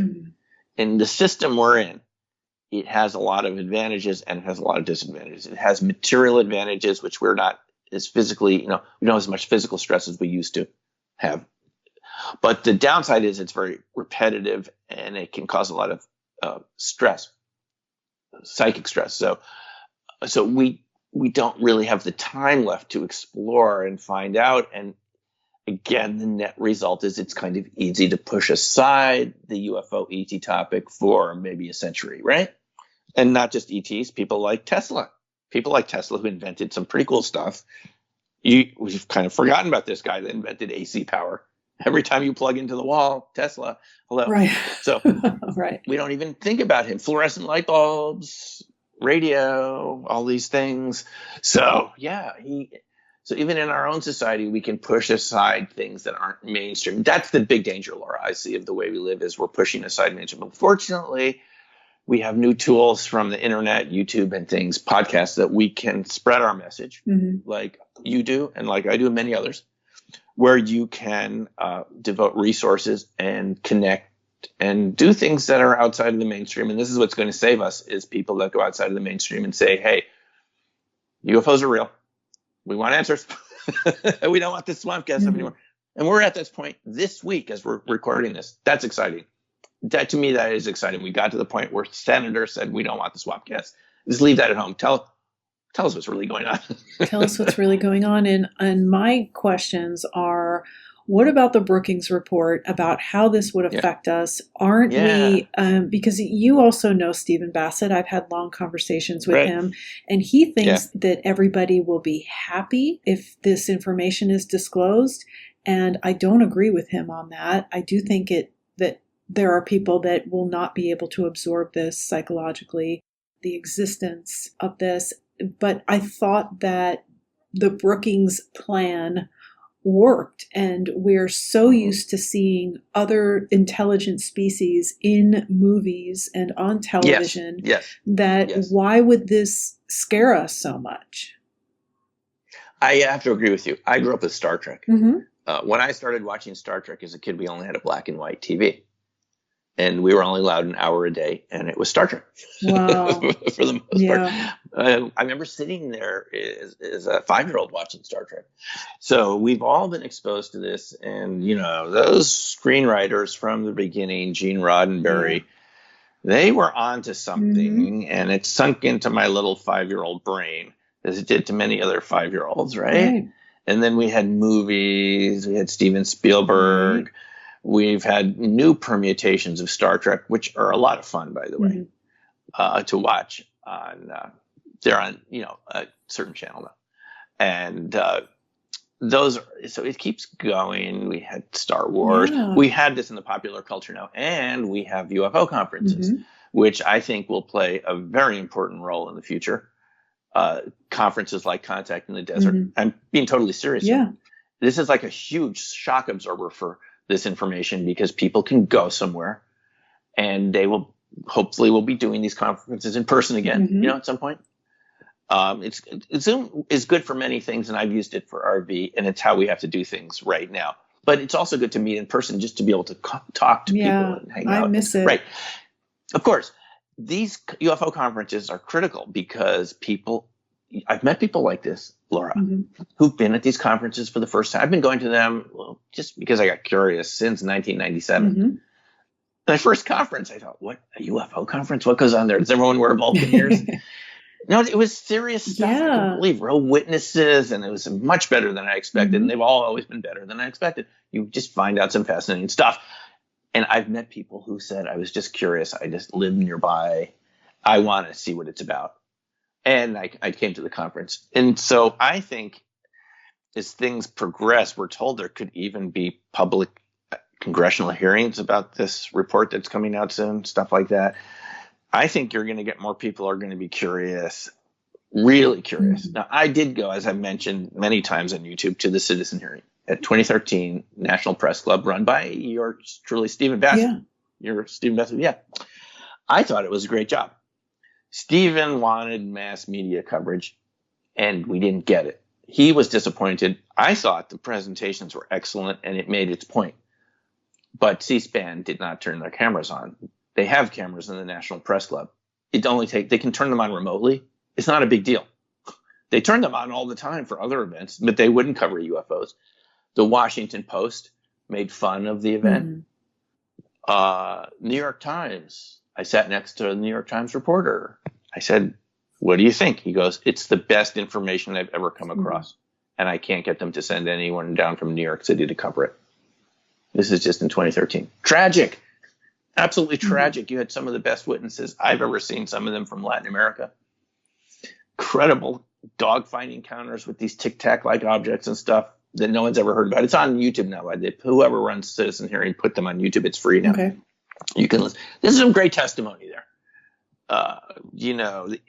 All these really great people from the FAA, all sorts of great stuff. No one would cover it though. I mean, I think it's changed, and I think it's changing. I think it's changing. My question is about national security. We as United States citizens I've heard so many people. I mean, I've been attending conferences too, Conscious Life Expo, Contact in the Desert. I was at Alien Con, the very first Alien Con in 2016. And there's so many of our fellow Americans who have this righteous indignation about, we deserve to know the truth. This is our tax dollars. You're hiding this from us. But what comes into my mind is, what about national security? What about doing this to protect us, to keep things from us for our protection? Because the United States military, you talk about taking advantage of Tesla. I actually happen to be one of the people that think about Tesla every single day of my life. Okay. Yes. And I think that we, just in general, as United States citizens, take for granted the power and might of the United States military, who's there to protect us. I'm pro-military. I've had family members who have served. I have family members who are currently serving in the military. And I understand the secrecy. I understand the need for the secrecy. That is part of it. And so there are other countries out there who want to kill us, who want us dead. Yes. And we are being protected by our military. So yes, they do a great job. The necessity to keep things from the public is for our own good. Maybe. There's the other side of it, Laura. There's always the other side. There's always the other side. No, there's the other side of the, this is like a knife with two edges, okay? What you're talking about. Let me give you an example. Yeah. I've talked to former secretaries of defense exactly about this issue. It's something I think about all the time. There are adversaries to democracy. There are governments that don't like our lifestyle, people that don't like our lifestyle, and our military does a great job every day of keeping us safe from these people. It's the bottom line. My dad was at D-Day. He landed at Omaha Beach. He risked his life to face German machine guns. They told him, get out of the boat and scale the cliff. And he told me the boat behind him was totally destroyed by a mortar fire. Everyone was killed in the boat right behind him. So this is how close he came. So yes, national security is important, but national security is more than just military. It's infrastructure and know-how. And Eisenhower knew this, which is why he created the Defense Education Act, the Defense Transportation Act, all these things that Eisenhower did under the aegis of defense and security. It's not just military and military secrets. And this is something that Hal Puthoff talked about in 2018. The danger is too much secrecy can lead to stifling of innovation. This is a serious topic. Stifling innovation. This is so serious, and you're going to hear more about this. I will just give you a very short example. Cold fusion. Okay. When Fleischmann and Pond said they had discovered cold fusion in 89, they were ridiculed. They were attacked. MIT said it's not real. We tried to replicate it. President Bush at the time, the senior Bush, had a cold fusion panel to evaluate it. They concluded there wasn't any evidence. And you couldn't get any funding for cold fusion for decades until recently again. But it was real all the time. And Russia and China have been working on it. At this point, they could be far ahead of where we're at in cold fusion technology. Tesla invented it. He wasn't the only one, but he discovered the same sort of processes. It's the same sort of thing as Tesla was looking at. Now, the danger is that you can suppress innovation, scientific innovation, and you can suppress scientific innovation like cold fusion. You can suppress it by not allowing people to talk about things they need to talk about. And what Hal told us in 2018 was what he called stovepiping effect, where people don't talk to each other within these government programs to our detriment, because there's not enough people in any one special access program to know everything, but you can't talk to anyone outside it. So you won't make any progress. You'll get to a point where you can't figure something out and there's no one to talk to. And science is based on conversation and data and, looking at different ideas. And so if we go too far in the direction of formal national security with the UFO topic, we will lose out in terms of science innovation. And that we could have what Hal called the Sputnik moment. Right. Where all of a sudden another country has surpassed us. Now, Hal gave us some pretty specific examples. He said in the 50s, the Soviet Union was ahead of us in microelectronics, which is why they were able to get satellites up like that. I mean, communicate with them and so forth, right? And satellite technology. But they fell behind because their own system, the Soviet government was so paranoid they would fire scientists, put them in prison, Siberia. Right. And you ended up with the U.S. being the leader in microelectronics and semiconductors and all this. And back then it was vacuum tubes. Eventually it became semiconductors. Because their own government destroyed their science ability.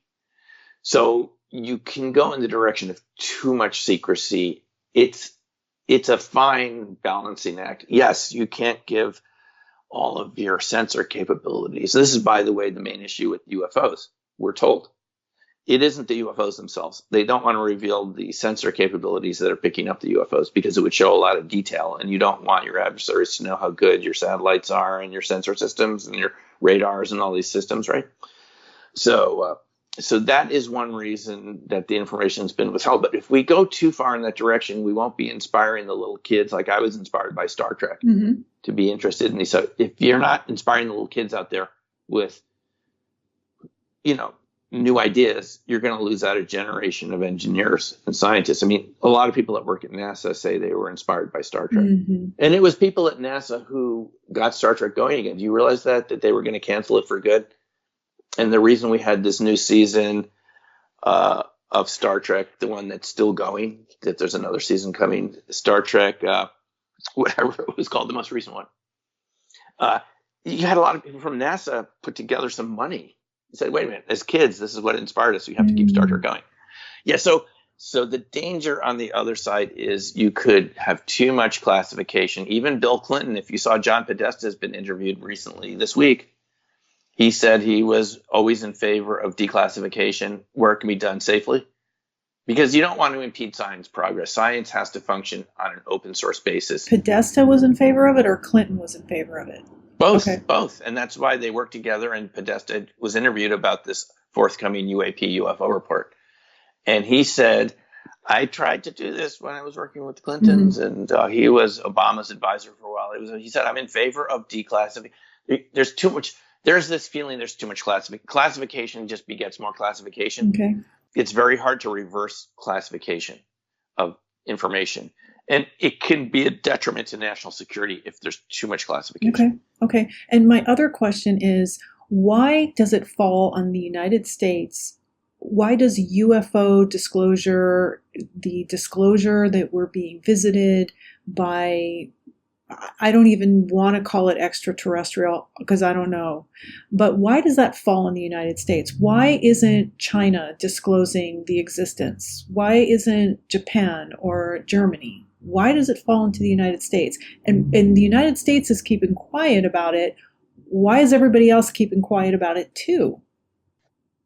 They're not keeping quiet about it. When I was in Japan, I was told they were going to open a UFO museum. And they were told by the U.S. not to do it. So they turned it into a space museum instead. They were actually going to have a crashed saucer there. This is what I was told by people in Japan. Yeah. China has UFO. You can get a UFO researcher's license in Japan, in China. Do you realize that you have to take a test to be a UFO? Okay, but this is still not, as Stephen Bassett would call it, disclosure. Well, a lot of these countries do not want to tick the U.S. off. The U.S. gives aid to a lot of these countries. These Latin American countries were at the citizen hearing. They have had their own disclosure, but it has to be reported by the media here. One of the countries in Latin America, the military said, we go into the schools and we talk about UFOs to the kids and we tell them they're not a threat and they're not going to hurt you. We don't know what they are, but there's no evidence they're harmful. So those are maybe... So they do it. Yeah, in the countries that we're friendly with. But what about the countries we're not friendly with? They're not coming out with full disclosure either. Well, it's going back to what you're saying before about national security. Nobody totally wants to give away to the other guy what they know. Okay. But hopefully we'll be able to find some level of common ground with Russia and China where we can all agree, look, this is in all our interest to understand who these visitors are, whether they're coming from the deep seas or from outer space. I worked at a research institute founded by Soviet Union and the U.S. by Nixon and Brezhnev. I worked at one of these in 1989 called the EASA in Vienna. During the depths of the Cold War, Russia, the Soviet Union and the United States came together and said, look, there's got to be something we can work on, right? That, even though formally we're adversaries, even though the Soviet Union were not adversaries with the U.S. during World War II, we were allies. Remember, this can flip around pretty quickly. Right. It's situational. But there was a research institute. And they said, Nixon and Brezhnev during one of their summits said, what can we work on together? So we can work on something. So we're not just fighting each other. They came up with climate change back in the 70s. And they created EASA. And I worked there with scientists from East Germany and Soviet Union. Back then, the Cold War was still going in 89, if you remember. There was short-lived after that. East Germany fell apart a couple of months later. You could see it coming. But by the way, a lot faster than you'd think. But there are things that even adversaries can agree upon to work together. And there you can find interviews with Soviet cosmonauts and military. I just watched one this week. It was from an Arabic channel where a former Soviet general or high-ranking person said, we've seen these objects all the time. He gave many examples of submarines and things that have happened. So they've talked about it. And I think the Chinese have talked about it, but it's really up to our media to pull the information in and to rebroadcast it. It won't. They mentioned it at Citizen Hearing, but you didn't get any coverage. So I think, Laura, look, there's a couple of reasons. Our media has not done a good job of covering this topic. The New York Times didn't cover the Phoenix Lights until 3 months later. Nowadays, they probably cover it a lot faster. So there's that part of it. But look, the U.S. is the country that claims to be the big democracy on the planet, democratic republic. We're an open society. And I think other countries look to us for leadership, just like they've done in the past. And we're the ones that if we go forward, these other countries won't feel afraid to do it. And we should find some way to work with our adversaries, at least to it's all our advantage to say because there's obviously a technological component to this and every side wants to get it. And it's highly classified. Laura, I spoke to people in the US who've handled the wreckage. Yeah. I've spoke to these people. They will not come forward. I've made videos about this. I will not release their name until they tell me they're comfortable. And so far, they're not comfortable talking about it. They've seen the wreckage. It has big implications in many ways, but we can't just let the military objectives determine everything. We've never been that type of society, and societies fall from the inside. We have to make sure our knowledge is strong. We can't let these military considerations totally shut down our discussions, and they haven't. This is why we have UFO conferences that have never been told to stop doing what they do. All good points. Appreciate you sharing. Yes. Thanks, Ren. Yeah, as we wrap up, I would like for you to tell us about your YouTube channels, because just like with your websites and your blogs, which I will have links to all of them in the show notes for this episode, which will be episode Q21 on speakingofjung.com. So yeah, tell us what you have going on right now as far as your YouTube channels and your blogs and your courses. Yeah, well, thanks. First of all, thanks for doing this interview. You're a great interviewer. You've done a lot of research, obviously, on your guests, which doesn't always happen. Well, so thank you. I love the topic. It's so exciting to me. It was great having you in the RV class, and I appreciate that you've kind of stayed in touch with all these topics all the way to come around to talk to me again 20 years later. The photo that you take at the end, I'm sure you do this with all of your classes. I have that photo. I must have scanned it because I have it in my computer and I posted it in my Instagram stories. So I'm there with you and Ron photo. Russell. Yes. Yes, Ron. We didn't talk about crop circles, which Ron introduced me to, but it doesn't matter. We will get back to these topics another time. Yeah. It's all the same thing. This is what people need to remember. It's all the same These thing. are not separate topics. And I'll tell you, I mentioned cold fusion a few minutes ago. This is going to become really big because I am spending a lot of time every week working with researchers and listening to their broadcasts about this. It's been real the whole time. There is 100 years of data. It's like another forgotten part of history, kind of like UFOs. Some people may have not wanted to be true, but it was true. Everyone's gotten the same results for 100 years in all these cold. I've seen this at SSA meetings when people from Italy have said we reproduced it. The top people in Italy. You mentioned why we don't hear about this. I don't know. It should have been a front headline news that the Italian researchers reproduced cold fusion. They said it was difficult to understand. It's finicky, but it's real. There are people working on this right now, and they are going to figure it out. And this is such a powerful form of energy. It's going to have large scale repercussions. It's a natural form of energy. Plants are already doing it. You're already doing it. Everyone's doing a little bit of. I'll tell you, you are producing these little micro ball lightnings all the time, just tiny amounts. But if you can make it in a sustained way, in a bigger way, you could create new power sources and alchemy and all sorts of things that we didn't think were true. They're true. They're true. I'm telling you, they're true. They are true. And thank goodness for, citizen, I think what Steve Bassett calls them, citizen researchers, right? What does he call them? Citizen scientists, yeah. There are out there now, and there's more than ever because of YouTube and these different ways we can all connect. We can share results. It's so exciting. This isn't all coming from the government. And in fact, Laura, disclosure may not completely come from the U.S. Based on what I'm seeing, there's a lot of good science being done outside the U.S. I'm kind of a patriot. I'd like the best to be here in the U.S., but it's not the case right now. It's been held back far too much, as we've talked about, and others have talked about. And others are doing this open source now, and we could have another Sputnik moment. It is possible based on all the research that I'm seeing. We've had people here do it, but it got classified away. They were told to stop publicizing it. But look, it's going to come out. Science, the truth always comes out in the end. You couldn't hold back Galileo and his telescope forever. Eventually, Laura, everyone has a telescope. Okay?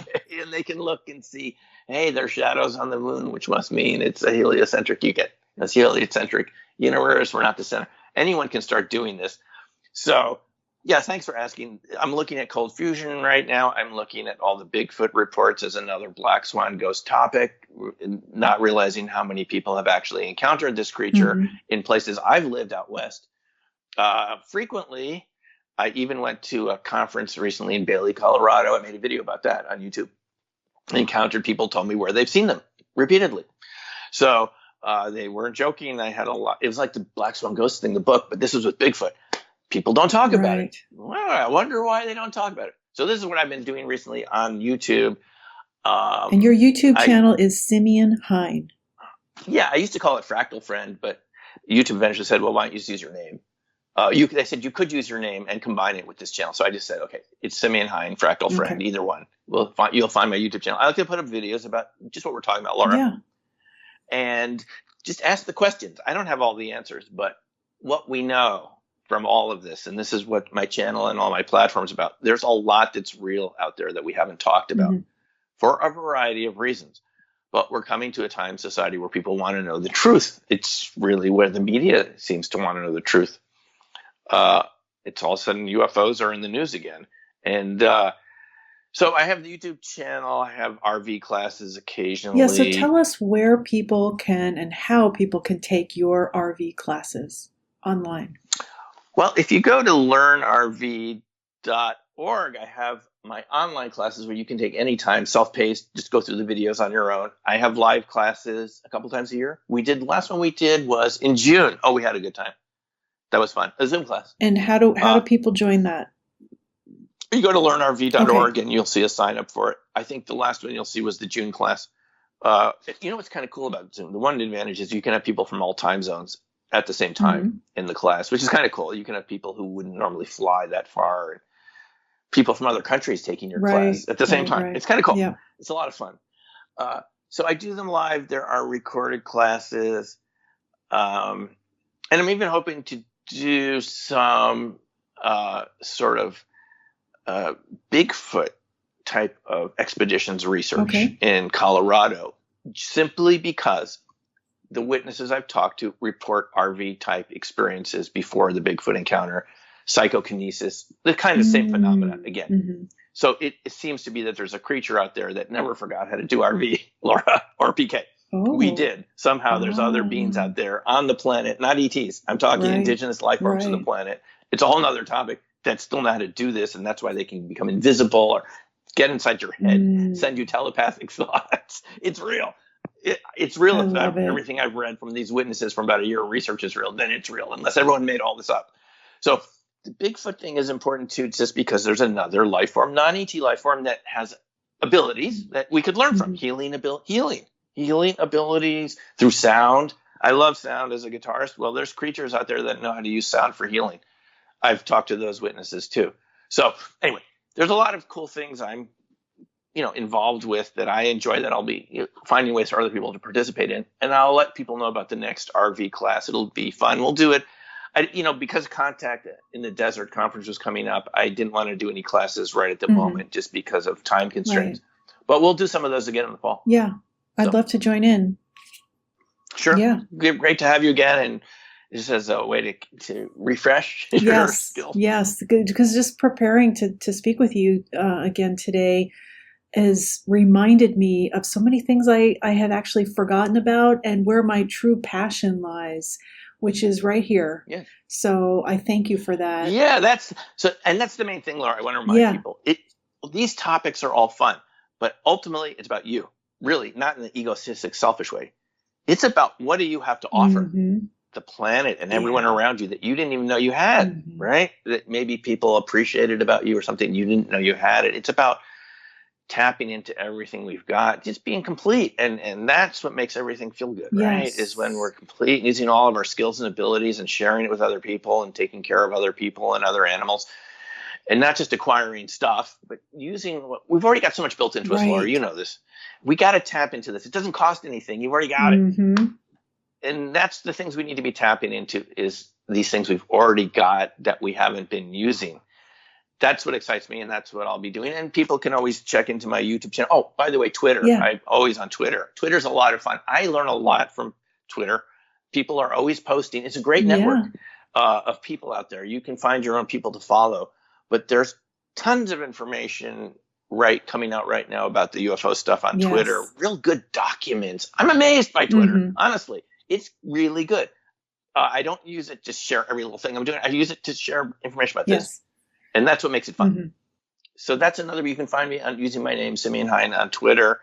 And YouTube and Twitter are the best ways to keep in touch with me. So. Okay, great. And as I mentioned, I will have links to all of your social media and your websites and your YouTube channels in the show notes for this episode. So thank you so much. Thank you, Laura. Great talking again. Please visit the website Speaking of Jung, that's JUNG.com, for more information on everything that was discussed in this episode.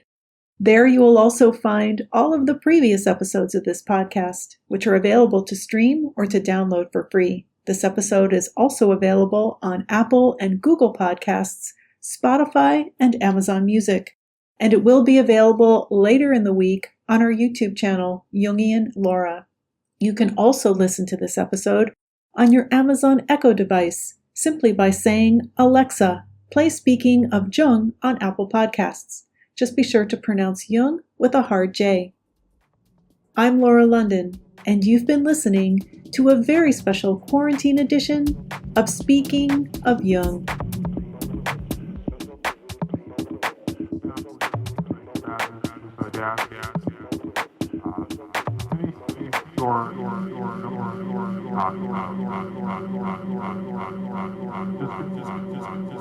Just